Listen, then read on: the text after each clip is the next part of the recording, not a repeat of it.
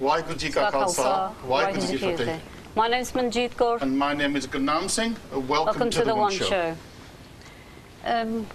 Well, we haven't been here. Well, I haven't. I've had a lovely break, to be honest. And you've been a busy bee, haven't you? Always on your feet. There's been a lot of programs. जिदा तुहानू पता भी आपां काफ़ी issues जिदा UNESCO दा सगा श्री दरबार साहब दे बारे जो proposal और also जो film दा सगा मंजीता जिहड़ी शाह फकीर film ते काफ़ी उत्ते भी आपां debate कीते हैं. Or what do you think about the film then? Well, to be honest, I haven't seen the film, and I was tempting to see the film, so it's banned. And I don't give my opinion until I see it with my own eyes. Then I'll give my opinions. I don't listen to people, what they say. So, बिल्कुल एक गल ठीक है क्योंकि साडी कौम दे विच एक आदत हुंदी सुनी सुनाई गल करनी अज्ञानता दे विच गल करनी पर जे आपां अज्ञानता दे विच रहे तां असीं कदे भी कुछ नहीं हासिल कर सकदे कौम च अज कौम नूं today our nation needs to wake up and it needs to use its own intellect, and if it hasn't got it we need to develop our intellect so that we can address very challenging issues, not just these issues like attacks on our maryada or whatever, but also the future. And today we will be very much talking about our future survival, in fact. Yeah. So what topics are we covering tonight? Well, as I was saying, today's evening we're going to be covering two very serious issues. One is the issue of political prisoners. You will know that a very great Gursikh has been on a hunger strike for many weeks now, Bapu Surat Singh, and we just heard today, Manjeet, that he's been released. So, जितने सानू खुशी भी हैगी अभी बापू जी नू release किया गया, उतने obviously सानू concern भी बहुत है. Yeah, of course we do. So we'll be talking about Bapu ji, and we've got some very special guests, and I'll tell you in a minute to talk about Bapu ji's experience. So that will be the first half. So first half of the program is all about Sikh political prisoners and the struggle for justice. The second half of the program, which is very important, is going to be looking at the Sikh struggle. It's a very important event happening tomorrow in Birmingham Town Hall, and we will hear about that. And we've got some guests, both in this country, but also we've got guests overseas as well. Of course. And we'll be talking about the Sikh struggle.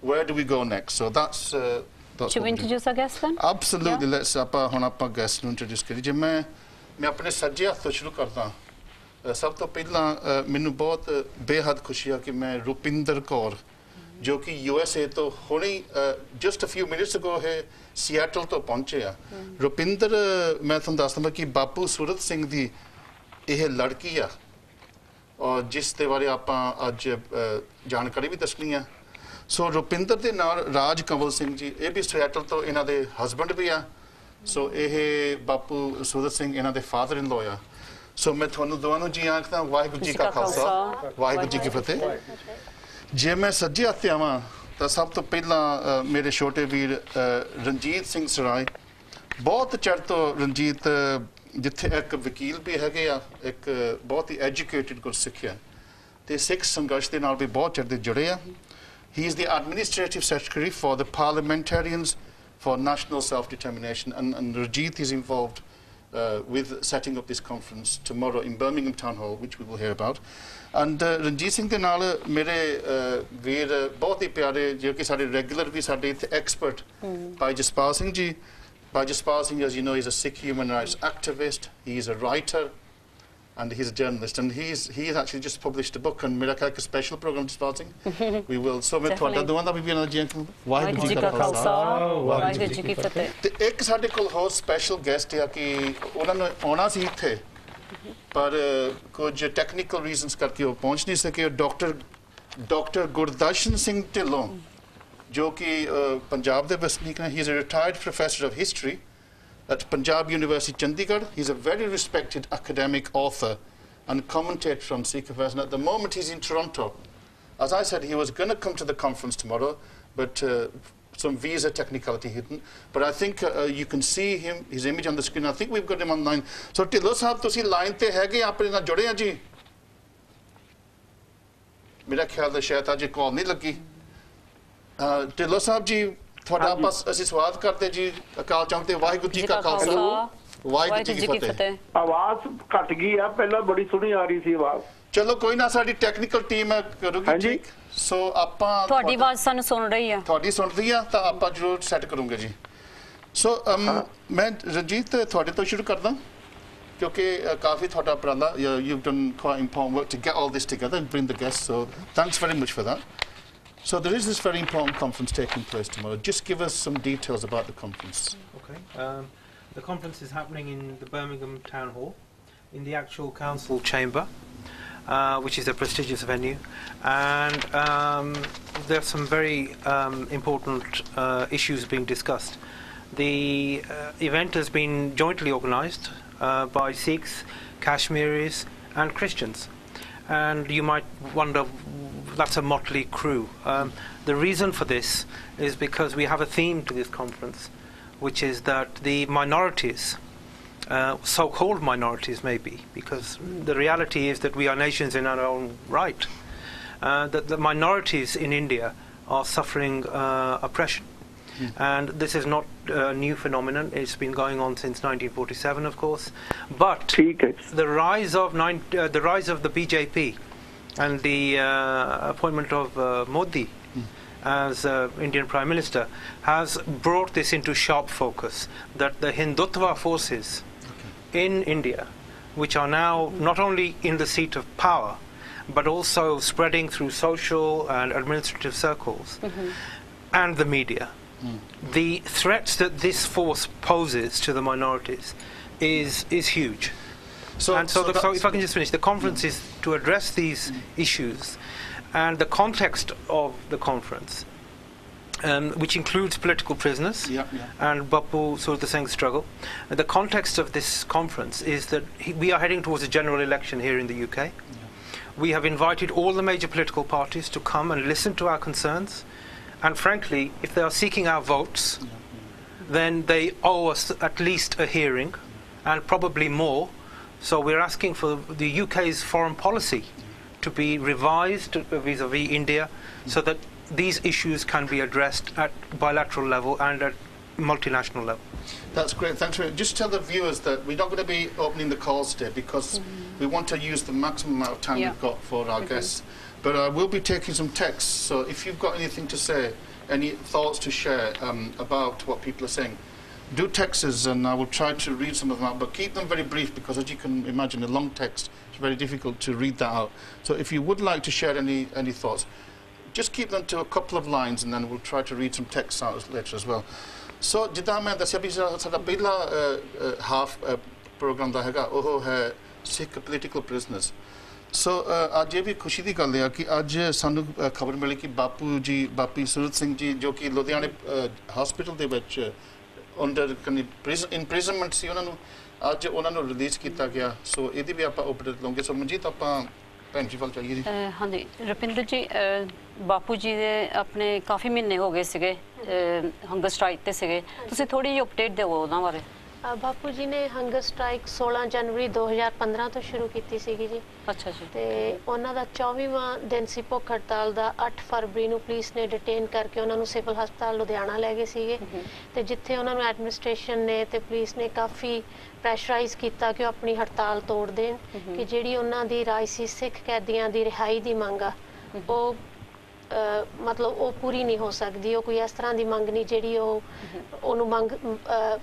ਮੰਨ ਸਕਣ ਪੂਰੀ ਹੋ ਸਕੇ ਜਾਂ ਕੈਦੀਆਂ ਦੀ ਰਿਹਾਈ ਹੋ ਸਕੇ ਪਰ ਉਹਨਾਂ ਨੇ ਇਸ ਗੱਲ ਨੂੰ ਨਹੀਂ ਮੰਨਿਆ ਤੇ ਉਹ ਕਹਿੰਦੇ ਵੀ ਨਹੀਂ ਜਿਹੜੇ ਸਿੰਘ ਆਪਣੀਆਂ ਰਿਹਾਈਆਂ ਬਣਦੀਆਂ ਸਜ਼ਾ ਪੂਰੀਆਂ ਕਰ ਚੁੱਕੇ ਆ ਉਹਨਾਂ ਦੀ ਰਿਹਾਈ ਹੋਣੀ ਜਿੰਨਾ ਚਿਰ ਉਹ ਘਰ ਨਹੀਂ ਆ ਜਾਂਦੇ ਤੇ ਮੈਂ ਇੱਕ ਵੀ ਅੰਨ ਦਾ ਦਾਣਾ ਮੂੰਹ 'ਚ ਨਹੀਂ ਪਾਵਾਂਗਾ ਪਰ ਪੁਲਿਸ ਦਾ ਪ੍ਰੈਸ਼ਰ ਬਹੁਤ ਜ਼ਿਆਦਾ ਐਡਮਿਨਿਸਟ੍ਰੇਸ਼ਨ ਦਾ ਬਣਿਆ ਰਿਹਾ ਸੋ ਉਹਨਾਂ ਦੀ ਕਰੰਟ ਕੰਡੀਸ਼ਨ ਕਿੱਦਾਂ ਆ ਕਿਸ ਤਰ੍ਹਾਂ ਹੈ condition health wise is very weak ਤੇ ਉਹਨਾਂ ਨੂੰ ਪਰ 42ਵੇਂ ਦਿਨ 42nd ਡੇ ਸੀਗਾ ਜਦੋਂ ਉਹਨਾਂ ਨੂੰ ਪੁਲਿਸ ਨੇ ਡਿਟੇਨ ਕਰਕੇ ਫੋਰਸਫੁਲੀ ਟ੍ਰੀਟ ਕਰਨਾ ਸ਼ੁਰੂ ਕਰ ਦਿੱਤਾ ਸੀ ਹਾਂ ਸੋ ਅੱਜ ਹੀ ਪਤਾ ਲੱਗਿਆ ਕਿ ਉਹਨਾਂ ਦੀ ਰਿਲੀਜ਼ ਹੋ ਗਈ ਆ ਤੇ ਉਹ ਘਰ ਪਹੁੰਚ ਗਏ ਉਹਨਾਂ ਨੂੰ ਫੋਰਸਲੀ ਫੀਡ ਕਰਨਾ ਕਿਸ ਤਰ੍ਹਾਂ ਜਾਨੀ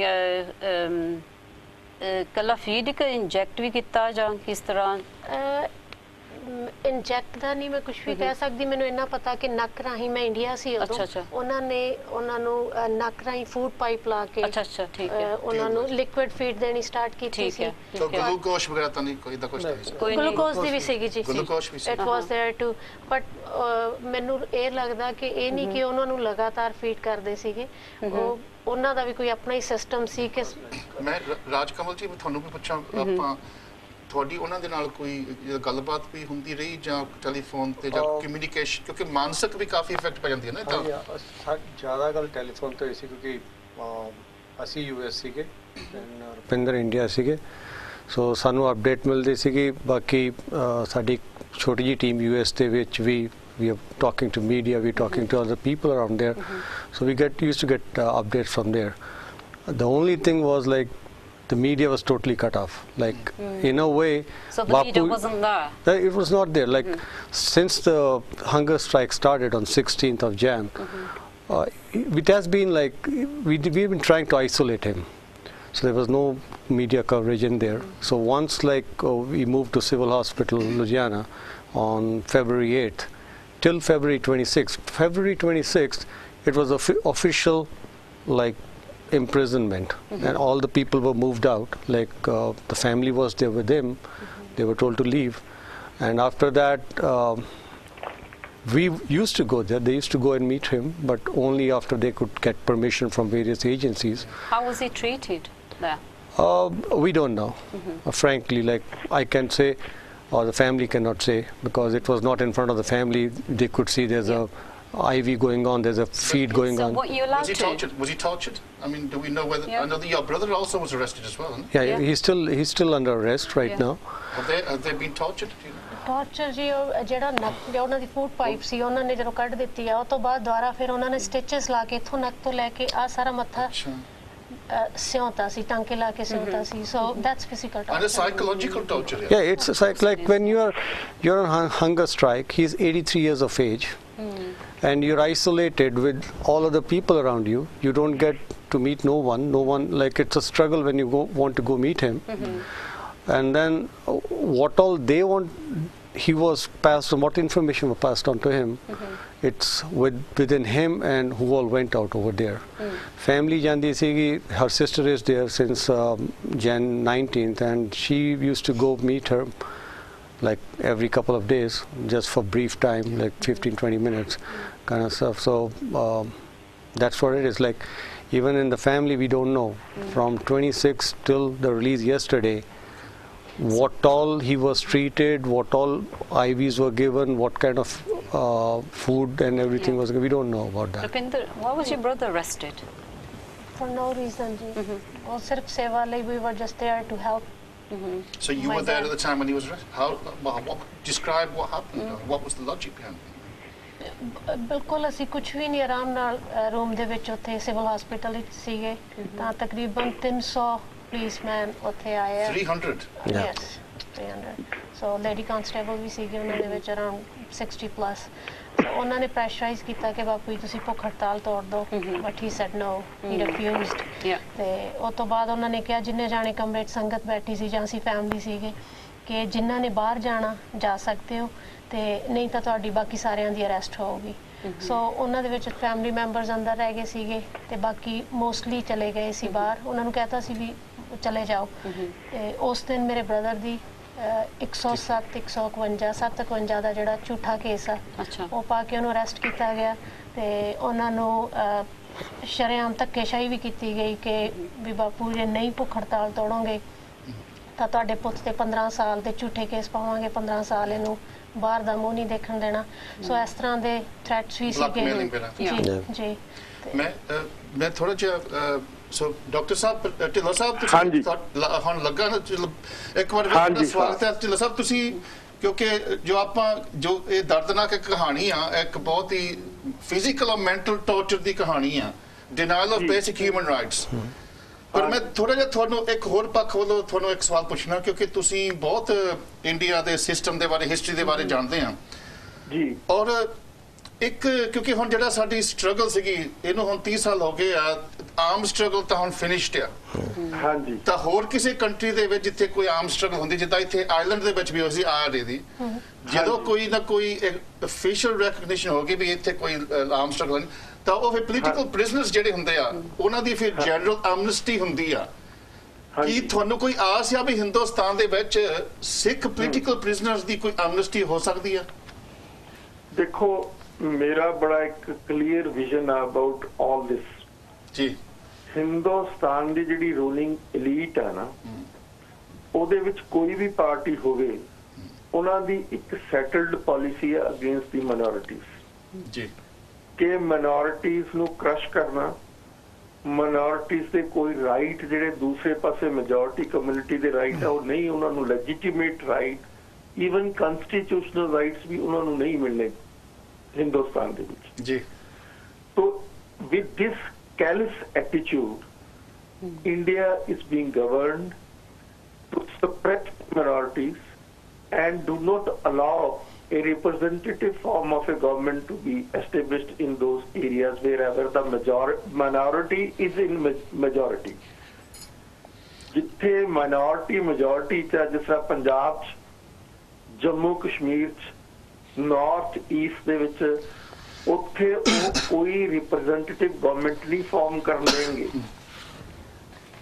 ਉੱਥੇ ਉਹ ਕਿਸ ਕਿਸਮ ਦੀ ਗਵਰਨਮੈਂਟ ਬਣਾਉਂਦੇ ਆ ਸੈਂਟਰ ਵਾਲੇ ਜਿਹੜੇ ਉਹਨਾਂ ਦੀ ਕਠਪੁਤਲੀ ਹੁੰਦੇ ਆ ਹੈਂਡ ਪਿਕਡ ਪਰਸਨ ਜਿਸ ਤਰ੍ਹਾਂ ਪ੍ਰਕਾਸ਼ ਸਿੰਘ ਬਾਦਲ ਆ ਡਾਕਟਰ ਸਾਹਿਬ ਇਸੇ ਤਰੀਕੇ ਨਾਲ ਡਾਕਟਰ ਸਾਹਿਬ ਥੋੜਾ ਜਿਹਾ ਤੁਸੀਂ ਮੈਨੂੰ ਮਾਈਂਡ ਨਾ ਕਰਿਓ ਅਬਦੁੱਲਾ ਫੈਮਿਲੀ ਆ ਇੱਕ ਮਿੰਟ ਕਿਉਂਕਿ ਜਿਹੜਾ ਸਾਡਾ ਸ਼ਾਇਦ ਤੁਸੀਂ ਪਹਿਲਾਂ ਨਹੀਂ ਸੁਣਿਆ ਸੀ ਜਿਹੜਾ ਸਾਡਾ ਅੱਜ ਦਾ ਸ਼ੋਅ ਹੈ ਇਹ ਦੋ ਭਾਗਾਂ 'ਚ ਆ ਜਿਹੜਾ ਪਹਿਲਾ ਹਾਫ ਆ ਉਹ ਆਪਾਂ ਪੋਲੀਟੀਕਲ ਬਿਜ਼ਨਸ ਤੇ ਫੋਕਸ ਕਰਨੀ ਆ ਹਾਂਜੀ ਤੇ ਸੈਕੰਡ ਹਾਫ ਦੇ ਵਿੱਚ ਆਪਾਂ ਜਿਹੜਾ ਵਾਈਡਰ ਪੋਲੀਟੀਕਲ ਜਿਹੜਾ ਸਾਡਾ ਸੰਘਰਸ਼ ਉੱਤੇ ਆਪਾਂ ਫੋਕਸ ਕਰੂਗੇ ਸੋ ਮੈਂ ਪ੍ਰਿਜ਼ਨਰਸ ਦੇ ਪੁਆਇੰਟ ਆਫ View ਜੀ ਜੀ ਹਾਂਜੀ ਹਾਂਜੀ ਹਾਂਜੀ ਜਿਹੜੇ ਮਤਲਬ ਪ੍ਰਿਜ਼ਨਰਸ ਆ ਕੌਣ ਕਿਉਂ ਇਹ ਪ੍ਰਿਜ਼ਨਰਸ ਹੈਗੇ they are victims as well as they are accused tragedy ਜਿਹੜੀ ਮਾਈਨੋਰਿਟੀਜ਼ ਦੀ ਹਿੰਦੁਸਤਾਨ ਦੇ ਵਿੱਚ ਹੈਗੀ ਆ ਆਪਾਂ ਤਾਂ with special reference to the Sikh minority ਗੱਲ ਕਰ ਰਹੇ ਹਾਂ ਨਾ ਜੀ ਸਿੱਖ ਮਾਈਨੋਰਿਟੀ ਜਾਂ ਦੂਸਰੀ ਕੋਈ ਹੋਰ ਵੀ ਮਾਈਨੋਰਿਟੀ ਚਾਹੇ ਮੁਸਲਮਾਨ ਆ ਜੰਮੂ ਕਸ਼ਮੀਰ ਦੇ ਵਿੱਚ ਚਾਹੇ ਨਾਰਥ ਈਸਟ ਦੇ ਜਿਹੜੇ ਲੋਕ ਆ ਉਹਨਾਂ ਦੀ ਜਿਹੜੀ ਸਿਚੁਏਸ਼ਨ ਆ ਉਹ ਕੀ ਹੈਗੇ ਉਹ ਵਿਕਟਿਮ ਹੈਗੇ ਇਨ ਐਕਚੁਅਲ ਪ੍ਰੈਕਟਿਸ ਲੇਕਿਨ ਹਿੰਦੁਸਤਾਨ ਦੇ ਸਿਸਟਮ ਦੇ ਵਿੱਚ ਉਹ ਅਕਿਊਜ਼ਡ ਆ ਸੋ ਜੇ ਮੈਂ ਤੁਹਾਨੂੰ ਇੱਕ ਥੋੜੀ ਜਿਹੀ ਇਹਦੇ ਨਾਲ can I ask you one question doctor ਸਾਹਿਬ ਇੱਕ ਮਿੰਟ ਜੇ ਤੁਸੀਂ ਕਹਿ ਰਹੇ ਆ ਵੀ ਜਿਹੜਾ ਸਿਸਟਮ ਆ ਉਹ ਕੋਈ ਵੀ ਮਾਈਨੋਰਿਟੀਜ਼ ਨੂੰ ਇਸ ਤਰ੍ਹਾਂ ਉਹਨਾਂ ਨਾਲ ਸਲੂਕ ਕਰਦਾ so do you have information that there are political prisoners from other communities as well not just the Sikh community across India do you have any information je ek system ya minorities nu dabana then there will be other political prisoners as well from other communities ਸਾਡੇ ਕੋਲ ਸਾਰੀ information ਹੈ ਔਰ ਉਹ ਜਿਹੜੇ facts ਮੈਂ ਆਪਣੀ ਕਿਤਾਬ 'ਚ ਵੀ ਦਿੱਤੇ ਹੋਏ ਆ ਇੰਡੀਆ ਕਮਿਟ ਸੁਸਾਈਡ ਮੈਂ ਕਿਤਾਬ ਲਿਖੀ ਸੀ 1992 ਦੇ ਵਿੱਚ ਜੀ ਉਸ ਦੇ ਵਿੱਚ ਮੈਂ ਸਾਰੇ ਫੈਕਟਸ ਦਿੱਤੇ ਸੀ ਕਿਸ ਤਰੀਕੇ ਨਾਲ ਜਿਹੜੇ ਬਲੈਕ ਲਾਜ਼ ਆ ਕਿੱਥੇ ਅਪਲਾਈ ਕੀਤੇ ਜਾਂਦੇ ਆ ਔਰ ਕਿਹੜੀਆਂ ਕਮਿਊਨਿਟੀਜ਼ ਤੇ ਅਪਲਾਈ ਕੀਤੇ ਜਾਂਦੇ ਆ ਔਰ ਕਿਸ ਕਿਸਮ ਦੀ ਉਹਨਾਂ ਦੇ ਉੱਤੇ ਰਿਪਰੈਸ਼ਨ ਹੁੰਦੀ ਆ ਕਿਸ ਕਿਸਮ ਦੇ ਉਹਨਾਂ ਨੂੰ ਮਤਲਬ ਤਸੀਹੇ ਸਹਿਣੇ ਪੈਂਦੇ ਆ ਸਿੱਖਾਂ ਨੂੰ ਇੱਕ ਗੱਲ ਰਿਅਲਾਈਜ਼ ਕਰ ਲੈਣੀ ਚਾਹੀਦੀ ਹੈ ਜਿਹੜੇ ਉਹ ਨਹੀਂ ਕਰਦੇ ਉਹ ਕੀ ਗੱਲ ਆ ਸਿੱਖਾਂ ਨੂੰ ਇਹ ਅਹਿਸਾਸ ਹੋਣਾ ਚਾਹੀਦਾ ਕਿ ਉਹ ਗੁਲਾਮ ਹੈ ਇਸ ਮੁਲਕ ਦੇ ਵਿੱਚ ਔਰ ਜੇ ਗੁਲਾਮੀ ਦਾ ਅਹਿਸਾਸ ਸਿੱਖ ਨੂੰ ਨਹੀਂ ਹੈ ਤਾਂ ਇਸ ਦਾ ਉਹ ਕਸੂਰਵਾਰ ਆ ਸਿੱਖ ਤਾਂ ਉਹ ਜੇ ਉਸ ਨੂੰ ਗੁਲਾਮ ਨੂੰ ਗੁਲਾਮੀ ਦਾ ਅਹਿਸਾਸ ਹੋ ਜਾਵੇ ਤਾਂ ਮੈਂ ਸਮਝਦਾ ਉਸ ਨੂੰ ਉਸ ਦਾ ਜਿਉਣ ਦਾ ਤਰੀਕਾ ਆ ਜਾਏਗਾ ਉਸ ਸਿਸਟਮ ਦੇ ਵਿੱਚ ਹਾਂਜੀ ਪ੍ਰੋਫੈਸਰ ਬਹੁਤ ਧੰਨਵਾਦ ਮੈਂ ਤੁਹਾਡੇ ਕੋਲ ਮੁੜ ਕੇ ਆਉਂਗਾ ਮੈਂ ਕਿਉਂਕਿ ਮੈਂ ਕੋਸ਼ਿਸ਼ ਕਰਦਾ ਵੀ ਆਪਾਂ ਥੋੜਾ ਜਿਹਾ ਇਹਨੂੰ ਡਾਇਲੌਗ ਸ਼ੁਰੂ I'll come back to you in a few minutes okay if I could ਮੈਂ ਤੁਹਾਡੇ ਮੁੜ ਕੇ ਆਉਂਗਾ ਤੁਹਾਡੇ ਕੋਲ 2 ਮਿੰਟਾਂ 'ਚ ਮੈਂ ਥੋੜੀ ਹੋਰ ਵੀ ਸਾਡੇ ਇੱਥੇ ਮਹਿਮਾਨ ਉਹਨਾਂ ਤੋਂ ਵੀ ਆਪਾਂ ਥੋੜਾ ਰਾਏ ਦਾ ਲਈਏ ਜਸਪਾਲ ਸਿੰਘ ਜੀ ਕਿਉਂਕਿ ਮੈਂ ਉਹ ਤੁਹਾਨੂੰ ਵੀ ਇਹੀ ਪੁਆਇੰਟ ਜੋ ਪ੍ਰੋਫੈਸਰ ਸਾਹਿਬ ਨੂੰ ਕੀਤਾ ਸੀ ਕਿ ਕੀ ਕਿਉਂਕਿ ਹੋਰ ਕਿਤੇ ਕਨਫਲਿਕਟ ਹੋਵੇ ਸਾਊਥ ਅਫਰੀਕਾ ਹੋਵੇ ਉੱਥੇ ਪੀਸ ਐਂਡ ਰੈਕਨਸੀਲੀਏਸ਼ਨ ਕਮਿਸ਼ਨ ਉਹ ਤੋਂ ਵੀ ਜਿਹੜੇ ਬਹੁਤ ਵੱਡੇ ਕਾਤਲ ਸੀਗੇ ਪੁਲਿਸ ਚੀਫਸ ਉਹਨਾਂ ਨੂੰ ਵੀ ਜਾਣੀ ਕਿ ਫਰੀडम ਮਿਲ ਗਈ ਸੀ IRA ਦੇ ਜਿੰਨੇ ਸੀ ਕਮਾਂਡਰ ਹੁਣ ਕਮਾਂਡਰ ਜਿਹੜਾ ਮਗਿਨੀ ਸੀ ਉਹ ਨਾਰਥਨ ਆਇਰਲੈਂਡ ਦੀ ਅਸੈਂਬਲੀ ਦੇ ਵਿੱਚ ਡਿਪਟੀ ਮਿਨਿਸਟਰ ਕੀ ਜੇ ਦੂਜੇ ਸਿਚੁਏਸ਼ਨ ਦੇ ਵਿੱਚ ਇਸ ਤਰ੍ਹਾਂ ਕੋਈ ਨਾ ਕੋਈ ਗੱਲ ਹੋ ਸਕਦੀ ਆ ਐਮਨੈਸਟੀ ਫਿਰ ਪੰਜਾਬ ਜਾਂ ਹਿੰਦੁਸਤਾਨ 'ਚ ਕਿਉਂ ਨਹੀਂ ਹੋ ਸਕਦੀ? ਸਭ ਤੋਂ ਵੱਡੀ ਗੱਲ ਇਹ ਹੈ, ਸਾਨੂੰ ਸਮਝਣ ਦੀ ਲੋੜ ਇਹ ਹੈਗੀ ਆ ਵੀ ਜਦ ਤੱਕ ਜਿਹੜੀਆਂ ਵੈਸਟਰਨ ਕੰਟਰੀਜ਼ ਹੈਗੇ ਆ ਉਹ ਇਨਵੋਲਵ ਨਹੀਂ ਹੁੰਦੇ, ਜਦ ਤੱਕ ਉਹਨਾਂ ਨੂੰ ਅਸੀਂ ਅਹਿਸਾਸ ਨਹੀਂ ਕਰਾ ਦਿੰਦੇ ਵੀ ਹਿੰਦੁਸਤਾਨ ਦੇ ਵਿੱਚ ਸਿੱਖਾਂ ਦੇ ਨਾਲ ਜਾਂ ਦੂਜੀਆਂ ਘੱਟ ਗਿਣਤੀਆਂ ਦੇ ਨਾਲ ਇਹ ਜਿਹੜਾ ਓਪਰੇਸ਼ਨ ਹੋ ਰਿਹਾ ਹੈਗਾ, ਉਦ ਤੱਕ ਸਾਡੀ ਗੱਲ ਨਹੀਂ ਸੁਣੀ ਜਾਣੀ। ਕਿਉਂਕਿ ਆਪਾਂ ਗੱਲ ਸਾਊਥ ਅਫਰੀਕਾ ਦੀ ਕੀਤੀ ਆ, ਆਇਰਲੈਂਡ ਦੀ ਕੀਤੀ ਆ, ਕਿ ਇਹਨਾਂ ਦੇ ਨਾਲ ਜਿਹੜੀ ਅਮਰੀਕਾ ਜੁੜ ਗਿਆ ਸੀਗਾ। ਆਰਿਸ਼ ਅਮਰੀਕਨ ਜਿਹੜੇ ਹੈਗੇ ਆ ਉਹਨਾਂ ਨੇ ਹੁਣ ਤੇ ਪੋਲੀਟੀਕਲ ਪ੍ਰੈਸ਼ਰ ਪਾਇਆ ਇਸ ਦੇਸ਼ ਦੇ ਵਿੱਚ ਪਾਇਆ।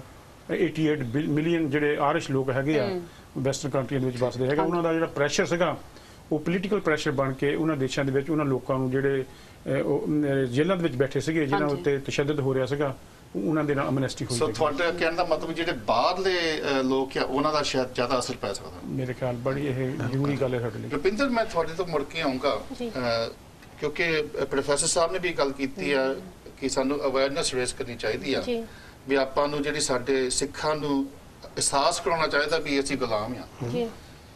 ਬਾਪੂ ਜੀ ਨੇ ਮੇਰਾ ਕਿੰਨੇ ਦਿਨ ਹੋ ਗਿਆ ਮੈਨੂੰ ਪਤਾ ਨਹੀਂ ਕਿੰਨੇ ਅਣਗਿਣਤ ਦਿਨ ਭੁੱਖ ਹੜਤਾਲ, ਮੇਰਾ ਖਿਆਲ ਕੱਲ ਨੂੰ 100 ਦਿਨ ਹੋ ਜਾਣਾ। ਕੱਲ ਨੂੰ 100 ਦਿਨ ਗੁਰਬਖਸ਼ ਸਿੰਘ ਖਾਲਸਾ ਨੇ 2 ਵਾਰੀ ਭੁੱਖ ਹੜਤਾਲ ਜੀ, ਤੇ ਉਹਨਾਂ ਦੇ ਕਾਰਨ ਵੀ ਕੋਈ ਅਵੇਅਰਨੈਸ ਨਹੀਂ ਹੋ ਰਹੀ ਜਾਂ ਸਾਡੀ ਸਿੱਖ ਕਮਿਊਨਿਟੀ ਜਾਂ ਸਿੱਖ ਆਵਾਮ ਉਹ ਨਹੀਂ ਖੜੀ।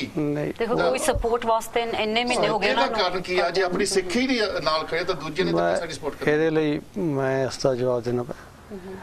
ਜਦੋਂ ਭਾਈ ਗੁਰਬਖਸ਼ ਸਿੰਘ ਨੇ ਸੰਘਰਸ਼ ਸਟਾਰਟ ਕੀਤਾ ਸੀਗਾ ਉਹਦਾ ਇੱਕ ਜਜ਼ਬਾ ਸ਼ੁਰੂ ਹੋਇਆ, ਇੱਕ ਫਿਗਰ ਮੂਹਰੇ ਆਈ, ਉਸ ਫਿਗਰ ਦੇ ਨਾਲ ਹੋਰ ਫਿਗਰਸ ਜੁੜੀਆਂ। ਹਰ ਇੱਕ ਤੁਸੀਂ ਉਹ 1 ਅਕਤੂਬਰ ਦੀ ਜਿਹੜੀ ਸੰਘਰਸ਼ ਸ਼ੁਰੂ ਹੋਇਆ ਸੀਗਾ ਉਸ ਦੀ ਤੁਸੀਂ ਕਵਰੇਜ ਦੇਖੋ, ਕਵਰੇਜ ਬਹੁਤ ਹੋਈ ਆ। Media played a very good role in there, ਬਹੁਤ ਹੋਈ ਹਾਂਜੀ ਕਵਰੇਜ ਹੋਈ ਆ। ਉਸ ਕਵਰੇਜ ਦੇ ਵਿੱਚ ਪਰਸਨੈਲਿਟੀਜ਼ ਆਈਆਂ ਨੇ, ਉਹਨਾਂ ਨੇ ਸਪੋਰਟ ਦਿੱਤੀ ਆ। ਫਿਰ ਕਾਰਨਵਰਸ਼ that was torpedoed. Second struggle started. Again, there was media involved in there. But in both the struggles, what I feel we missed, we connected with Bhai Gurbaksh Singh. We did not connect with the cause.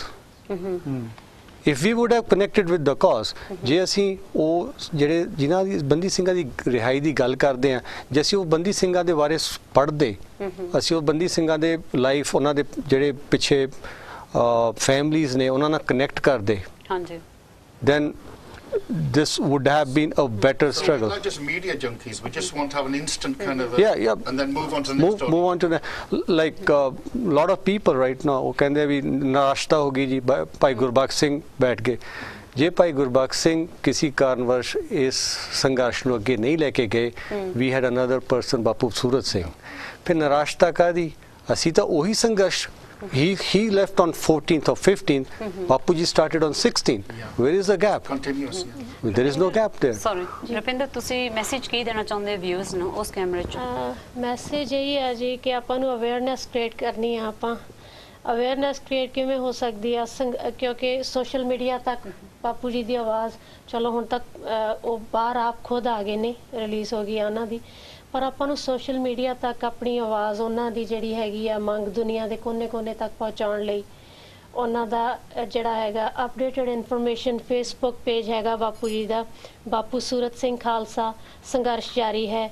ਸੋ ਸਾਰਿਆਂ ਨੂੰ ਇਹੀ request ਆ ਕਿ ਉਸ page ਨੂੰ ਵੱਧ ਤੋਂ ਵੱਧ ਲਾਈਕ ਕਰੋ, ਉਹਦੇ ਜਿਹੜੇ ਪੋਸਟ ਨੇ ਉਹ ਸ਼ੇਅਰ ਕਰੋ ਤਾਂ ਕਿ ਉਹਨਾਂ ਦੀ ਜਿਹੜੀ ਮੰਗ ਹੈਗੀ ਆ ਉਹ ਸਾਰਿਆਂ ਦੇ ਨਾਲ ਸ਼ੇਅਰ ਹੋ ਕੇ ਆਪਾਂ ਇਸ ਚੀਜ਼ ਨੂੰ ਇੱਕ ਲਹਿਰ ਦਾ, ਇਸ ਮੰਗ ਨੂੰ ਲਹਿਰ ਦਾ ਰੂਪ ਦੇ ਸਕੀਏ ਤੇ ਪ੍ਰੈਸ਼ਰ ਕ੍ਰੀਏਟ ਕਰ ਸਕੀਏ ਗਵਰਨਮੈਂਟ ਤੇ। ਰੁਪਿੰਦਰ ਜੀ, ਮੈਂ ਇੱਕ ਹੋਰ ਵੀ ਤੁਹਾਨੂੰ ਸਵਾਲ ਪੁੱਛਣਾ ਤਾਂ ਫਿਰ ਆਪਾਂ ਹੋਰ ਵੀ ਆਪਾਂ ਪਤਵੰਤ ਤੇ ਆਉਂਗੇ, ਕਿਉਂਕਿ ਕਈ ਵਾਰੀ ਜਦੋਂ ਤੁਸੀਂ ਨਾ ਕਿਸੇ ਕੋਈ ਲਹਿਰ ਪੈਦਾ ਕਰਨੀ ਆ ਜੀ, ਕਿਸੇ ਪਰਸਨੈਲਿਟੀ ਦੀ ਲੋੜ ਹੁੰਦੀ ਆ। ਜਿੱਦਾਂ ਗੁਰਬਖਸ਼ ਸਿੰਘ ਦੀ ਗੱਲ ਕੀਤੀ ਸੀ ਆਪਾਂ ਪਹਿਲਾਂ ਜਦੋਂ ਰਾਜਵਾਨੇ ਦਾ ਵੀ ਹੋਇਆ ਸੀ, ਔਰ ਬਾਪੂ ਸੂਰਤ ਸਿੰਘ ਦੀ ਬਹੁਤ ਜਾਨੀ ਕਿ ਇੱਕ ਸਪੈਸ਼ਲ ਪਰਸਨੈਲਿਟੀ, ਪਰ ਸਾਨੂੰ ਅਗੇਨ ਆਪਾਂ ਪਬਲਿਕ ਦੇ ਵਿੱਚ ਦੱਸ ਨਹੀਂ ਸਕੇ।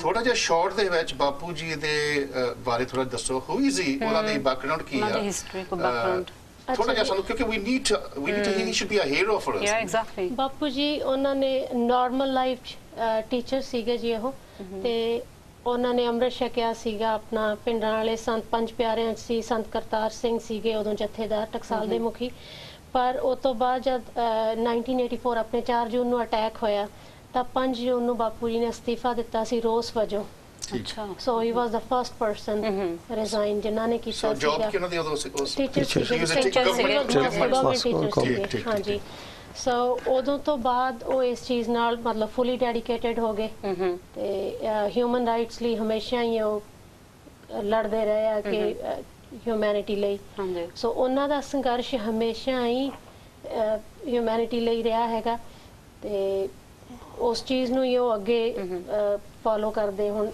ਇਸ ਪੜਾਅ ਤੇ ਪਹੁੰਚ ਗਏ ਨੇ ਕਿੰਨੀ ਉਮਰ ਦੇ ਸੀ ਜਦੋਂ ਦੇ ਇਧਰਲੇ ਪਾਸੇ ਧਿਆਨ ਪਿਆ ਉਹਨਾਂ ਦਾ ਮੈਂ ਤਾਂ ਵੈਸੇ ਜੇ ਸੋਚਿਆ ਜਾਵੇ ਮੈਂ ਤਾਂ ਬਚਪਨ ਤੋਂ ਹੀ ਇਹੀ ਦੇਖਦੀ ਆ ਰਹੀ ਹਾਂ ਜੇ ਮੈਂ ਬਹੁਤ ਛੋਟੀ ਏਜ ਤੋਂ ਜਦੋਂ ਟੀਚਰ ਵੀ ਸੀਗੇ ਤਾਂ ਕਈ ਵਾਰੀ ਉਹਨਾਂ ਨੇ ਬੜੀ ਲੇਟ ਆਉਣਾ ਰਾਤ ਨੂੰ ਤਾਂ ਉਹਨਾਂ ਨੂੰ ਪੁੱਛਣਾ ਵੀ ਤੁਸੀਂ ਇੰਨੀ ਲੇਟ ਕਿਉਂ ਆਏ ਹੋ ਤਾਂ ਉਹ ਟੀਚਰਸ ਯੂਨੀਅਨ ਦੇ ਪ੍ਰਧਾਨ ਸੀਗੇ ਠੀਕ ਹੈ ਤੇ ਕਈ ਵਾਰੀ ਟੀਚਰਸ ਦੀ ਜਿਹੜੀ ਹੈਗੀ ਸੀਗੀ ਬਦਲੀ ਟ੍ਰਾਂਸਫਰ ਕਿਸੇ ਦੂਰ ਕਰ ਦਿੱਤੀ ਜਾਂਦੀ ਜਾਂ ਉਹਨਾਂ ਨੂੰ ਵਾਪਸ ਉੱਥੇ ਲਿਆਉਣ ਲਈ ਕਈ ਵਾਰੀ ਰਿਕੁਐਸਟ ਕਰਨੀ ਕਿ ਫੈਮਲੀਜ਼ ਤੋਂ ਦੂਰ ਕਿਸੇ ਬਹੁਤ ਹੀ ਦੂਰ ਸ਼ਹਿਰ 'ਚ ਹੋ ਗਈ ਆ ਤਾਂ ਫਿਰ ਉਹਨਾਂ ਨੂੰ ਪ੍ਰੋਟੈਸਟ ਇਸ ਤਰ੍ਹਾਂ ਹੀ ਪੀਸਫੁਲੀ ਪ੍ਰੋਟੈਸਟ ਕਰਨੇ ਪੈਂਦੇ ਸੀਗੇ ਜਾਂ ਕਿਸੇ ਤਰ੍ਹਾਂ ਵੀ ਉਹਨਾਂ ਦੀਆਂ ਮੰਗਾਂ ਮਨਵਾਉਣ ਲਈ ਸੋ ਹਿਊਮਨ ਰਾਈਟਸ ਲਈ ਸ਼ੁਰੂ ਤੋਂ ਹੀ ਸੰਘਰਸ਼ੀਲ ਰਹੇ ਆ ਤੇ ਮੋਸਟਲੀ ਮਹਾਰਾਜ ਦੀ ਕਿਰਪਾ ਉਹਨਾਂ ਦੀ ਕਾਫੀ ਸਟਰੋਂਗ ਪਰਸਨੈਲਿਟੀ ਸੀ ਇਧਰਲੇ ਪਾਸੇ ਹਾਂਜੀ ਇਸ ਪੱਖ ਤੋਂ ਹਾਂਜੀ ਰਣਜੀਤ ਸਿੰਘ ਜੀ ਤੁਸੀਂ ਕਿਉਂਕਿ ਫਰਮ ਐਨ ਆਊਟਸਾਈਡਰਸ ਪਰਸਪੈਕਟਿਵ ਸੋ ਫਾਰ ਆਪਾਂ ਇਹਨਾਂ ਤੋਂ ਜੋ ਫੈਮਿਲੀ ਪਰਸਪੈਕਟਿਵ ਹੈ how do you compare this struggle with other similar examples of I mean we talk about the hunger strikes we go back to the Bobby Sands yeah. the IRA hunger strikers they had impact across the world but it feels like we haven't even had impact within the Sikh community what are we doing wrong that we need to do better but how can we achieve this I think the enemy if I can use that term because it's been a state of war as far as India is concerned on the Sikh since 1984 is extremely ruthless in this case it is ruthless to the extent that not only is it breaching the rights of people like the Sikhs and the Kashmiris and the Nagas and others the Christians in its own backyard actually it is so blatantly shameless on these issues that it has the affront to say to bodies like the United Nations that we don't accept your standards. Right. Now, South Africa, Ireland, Northern Ireland, the British authorities, they would never fall into that trap because they at least keep a modicum of respectability and they therefore can be held to some sort of account. Ultimately, with the processes in the peace process in South Africa, the release of prisoners and the Good Friday Agreement in Ireland, ultimately that leads to solutions. People are prepared to sit down, people are prepared to be reasonable. Dialogue, I talked about India being brazen. Now, let me give you a couple of examples. keep it short I want to bring Professor Sabin Sure. On the question of genocide, there is a Genocide Convention 1948. States have a duty to prevent genocide and to punish genocide. There's been genocide against the Sikhs. Everybody acknowledges it. Even India's Home Minister this year acknowledged 1984 was a genocide against the Sikhs. There has been absolutely no attempt to address that and to bring people to justice. Just last week, I believe, the California State Assembly passed a resolution saying that that was a genocide and India is liable. No steps taken. Let me just give you a couple of more short examples. The international law on the right of self-determination set out in the 1966 Covenant on Human Rights. Article 1.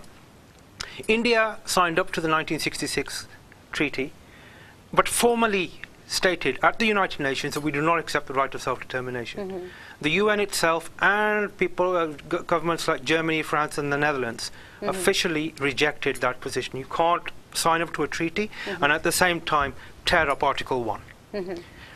Equally, on the Paisab, you mentioned the POW analysis, prisoners of war.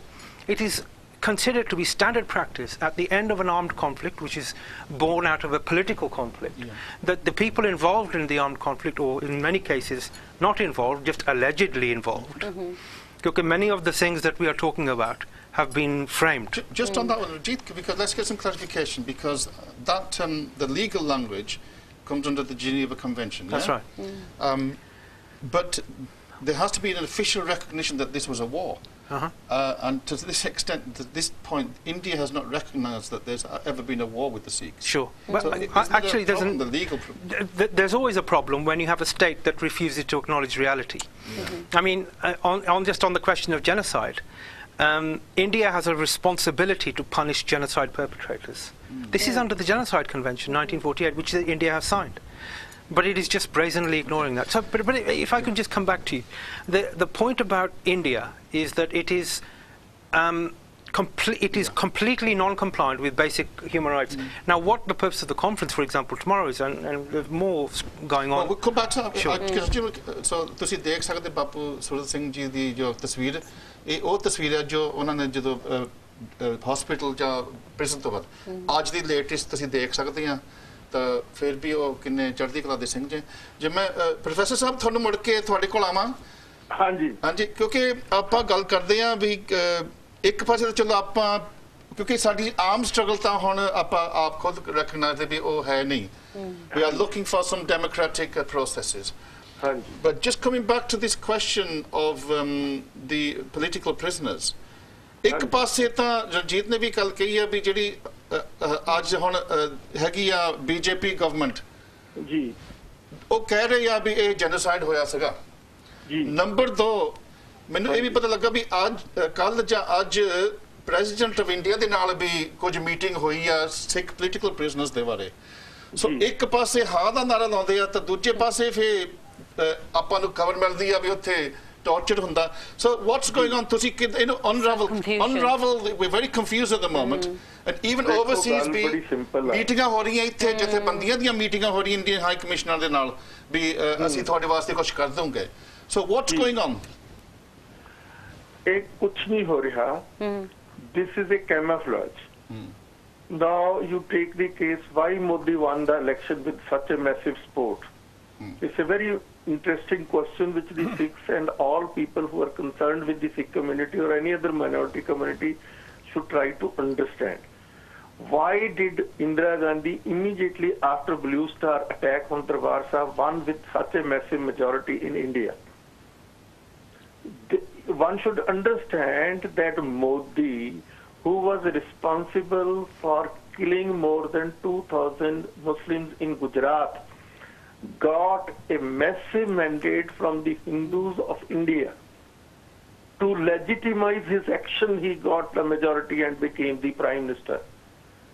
Exactly on the same pattern, Indira Gandhi ne ਜਦੋਂ ਦਰਬਾਰ ਸਾਹਿਬ ਤੇ ਹਮਲਾ ਕੀਤਾ ਸਿੱਖਾਂ ਨੂੰ ਮਾਰਿਆ ਬੱਚਿਆਂ ਨੂੰ ਉੱਥੇ ਬੱਚਿਆਂ ਦਾ ਕਤਲੋਗਾਰਤ ਕੀਤੀ ਵੁਡਰੋਸ ਕੀਤਾ ਹੋਰ ਬਹੁਤ ਸਾਰੀਆਂ ਇਸ ਕਿਸਮ ਦੀਆਂ ਹਰਕਤਾਂ ਕੀਤੀਆਂ ਪੰਜਾਬ ਦਾ ਜਿਹੜਾ constitutional right on river waters ਉਹਨੂੰ ਅਨਲ ਕੀਤਾ ਖਤਮ ਕੀਤਾ ਤਾਂ ਉਸ ਤੋਂ ਬਾਅਦ ਮਤਲਬ ਉਸ ਨੂੰ ਇੰਦਰਾ ਗਾਂਧੀ ਨੂੰ ਐਡੀ ਵੱਡੀ ਮੈਜੋਰਟੀ ਹਿੰਦੁਸਤਾਨ ਦੇ ਵਿੱਚ ਮਿਲੀ ਤੁਹਾਨੂੰ ਮੈਂ ਇੱਕ ਗੱਲ ਦੱਸਣੀ ਚਾਹੁੰਦਾ ਇੱਥੇ ਇੱਕ ਮੇਰਾ ਖਿਆਲ ਕਿਸੇ ਪੈਨਲਿਸਟ ਨੇ ਗੱਲ ਕੀਤੀ ਸੀ ਆਇਰਿਸ਼ ਲੋਕਾਂ ਦੀ ਵੀ 88 ਮਿਲੀਅਨ ਆਇਰਿਸ਼ ਲੋਕਾਂ ਨੇ ਸਪੋਰਟ ਦਿੱਤੀ ਤਾਂ ਉਹ ਵਰਲਡ ਓਵਰ ਉਹਨਾਂ ਨੂੰ ਸਪੋਰਟ ਮਿਲੀ ਉੱਥੇ ਦੇ ਜਿਹੜੇ ਪ੍ਰਿਜ਼ਨਰ ਸੀ ਜਾਂ ਉਹਨਾਂ ਦੀ ਜਿਹੜੀ ਪੋਲੀਟੀਕਲ ਪ੍ਰੋਬਲਮ ਸੀ ਹਿੰਦੁਸਤਾਨ ਦੀ ਜਿਹੜੀ ਸਰਕਾਰ ਆ ਉਹ ਸਾਰੀ ਦੁਨੀਆ ਦੀਆਂ ਸਾਰੀਆਂ ਸਟੇਟਾਂ ਤੋਂ ਜ਼ਿਆਦਾ ਮਤਲਬ ਉਹ ਜਿੰਨਾ ਵੀ ਮਿਲਟਰੀ ਦਾ ਇਕਵਿਪਮੈਂਟ ਉਹ ਖਰੀਦਦੇ ਆ ਹਰ ਕੰਟਰੀ ਦਾ ਇੱਕ ਇੰਟਰਸਟ ਹੈ ਚਾਹੇ ਉਹ ਗ੍ਰੇਟ ਬ੍ਰਿਟਨ ਹੈ ਜਿੱਥੇ ਤੁਸੀਂ ਬੈਠੇ ਹੋ ਚਾਹੇ ਉਹ ਅਮਰੀਕਾ ਚਾਹੇ ਉਹ ਕੈਨੇਡਾ ਚਾਹੇ ਉਹ ਆਸਟ੍ਰੇਲੀਆ ਕੋਈ ਵੀ ਮੁਲਕ ਆ ਉਹਨਾਂ ਨੇ ਆਪਣਾ ਜਿਹੜਾ ਜੰਕ ਮਟੀਰੀਅਲ ਆ ਵਾਰ ਵੈਪਨ ਜਿਹੜੇ ਉਹਨਾਂ ਦੇ ਯੂਜ਼ਲੈਸ ਵੈਪਨਸ ਆ ਉਹਨਾਂ ਨੂੰ ਸਿਰਫ ਤੇ ਸਿਰਫ ਹਿੰਦੁਸਤਾਨ ਖਰੀਦਦਾ and at a massive price ਜਿਸ ਤਰ੍ਹਾਂ ਹੁਣ ਫਰਾਂਸ ਤੋਂ ਉਹਨਾਂ ਨੇ ਹੈਲੀਕਾਪਟਰਸ ਖਰੀਦੇ ਉਹਦੇ ਉੱਤੇ ਬੜੀ ਡਿਬੇਟ ਚੱਲ ਰਹੀ ਈਵਨ ਬੜਾ ਸੀਨੀਅਰ ਲੀਡਰ ਜਿਹੜਾ ਬੀਜੇਪੀ ਦਾ ਸੁਬਰਾਮਨਿਅਮ ਸਵਾਮੀ ਉਸਨੇ ਵੀ ਆਬਜੈਕਸ਼ਨ ਕੀਤਾ ਕਿ ਉਹ ਯੂਜ਼ਲੈਸ ਹੈਗੇ ਹੁਣ ਜਦੋਂ ਉਹਨਾਂ ਦੀ ਯੂਜ਼ਲੈਸ ਮਟੀਰੀਅਲ ਜੰਕ ਮਟੀਰੀਅਲ ਜਿਹੜਾ ਵਾਰ ਦਾ ਹੈਗਾ ਉਹ ਇੰਨੇ ਮੈਸਿਵ ਅਮਾਉਂਟ ਦੇ ਉੱਤੇ ਇੰਡੀਆ ਖਰੀਦ ਰਿਹਾ ਤਾਂ ਸਾਡੀ ਆਵਾਜ਼ ਜਾਂ ਹੋਰ ਕਿਸੇ ਮਾਈਨੋਰਿਟੀ ਦੀ ਆਵਾਜ਼ ਕਿਸ ਤਰ੍ਹਾਂ ਸੁਣਨਗੇ ਉਹ ਮੈਨੂੰ ਇਹ ਗੱਲ ਸਮਝ ਨਹੀਂ ਆਉਂਦੀ ਮਿਸਿਸ ਮਾਰਗਰੇਟ ਥੈਚਰ ਨੇ ਉਸ ਵੇਲੇ ਬਲੂ ਸਟਾਰ ਦੇ ਇਵੈਂਟ ਤੋਂ 1 ਸਾਲ ਪਹਿਲਾਂ ਆਪਣੀਆਂ ਇੰਟੈਲੀਜੈਂਸ ਏਜੰਸੀਜ਼ ਭੇਜੀਆਂ, ਦਰਬਾਰ ਸਾਹਿਬ ਦੀ ਰੈਕੀ ਕੀਤੀ ਔਰ ਇੰਡੀਅਨ ਸਟੇਟ ਨੂੰ ਐਡਵਾਈਸ ਕੀਤਾ ਵੀ ਇਸ ਤਰੀਕੇ ਨਾਲ ਤੁਸੀਂ ਹਮਲਾ ਕਰੋ। ਔਰ ਉਸ ਤੋਂ ਬਾਅਦ ਉਹਨਾਂ ਨੇ ਜਦੋਂ ਹੋਈ ਇਹ ਇਵੈਂਟ ਹੈਲੀਕਾਪਟਰਸ ਭੇਜੇ ਇੱਥੋਂ। ਕਿਉਂ ਭੇਜੇ ਉਹਨਾਂ ਨੇ ਹੈਲੀਕਾਪਟਰਸ? ਵੀ should try to understand that. ਜਿਹੜੀ ਬ੍ਰਿਟਿਸ਼ ਗਵਰਨਮੈਂਟ ਉਹ ਤਾਂ ਕਹਿੰਦੀ ਵੀ ਅਸੀਂ ਵੀ ਗਿਵ them ਇੰਟੈਲੀਜੈਂਸ ਜਾਂ ਮਿਲਟਰੀ ਐਡਵਾਈਸ ਕਰਕੇ ਉਹਨਾਂ ਕੋਲ ਇੱਥੇ SAS ਇਹਨਾਂ ਦੀ ਬੜੀ ਐਕਸਪੀਰੀਅੰਸ, ਉਹ ਕਹਿੰਦੇ ਸੀ ਹਮਲਾ ਨਾ ਕਰੋ। ਉਹਨਾਂ ਦੇ ਹੈਲੀਕਾਪਟਰ ਸੀ ਵਿਚ ਵਰ ਯੂਜ਼ਲੈਸ ਔਰ ਉਹ millions and millions of dollars ਦੇ ਸੀਗੇ, ਉਹ ਇੰਡੀਆ ਨੇ ਖਰੀਦ ਲਏ। ਵੈਸਟਲੈਂਡ ਹੈਲੀਕਾਪਟਰ ਤੋਂ ਬਾਅਦ ਉਹਨਾਂ ਦੀ ਜਿਹੜੀ ਕੌਨਸ਼ੀਅਸ ਸੀ ਉਹ ਵੀ ਖਰੀਦੀ ਗਈ ਜੀ ਜੀ, ਉਹਨਾਂ ਦੀ ਜਿਹੜੀ ਮੋਰੈਲਿਟੀ ਸੀ ਉਹ ਵੀ ਕੰਪਰੋਮਾਈਜ਼ ਕੀਤੀ ਗਈ। ਮੈਂ ਹੁਣ ਤੁਹਾਡੇ through your channel I want to make an appeal to the British government ਕਿ ਉਸ ਵੇਲੇ ਦੇ ਡਾਕੂਮੈਂਟ ਡੀਕੋਡ ਕਰਾ ਦਿਓ।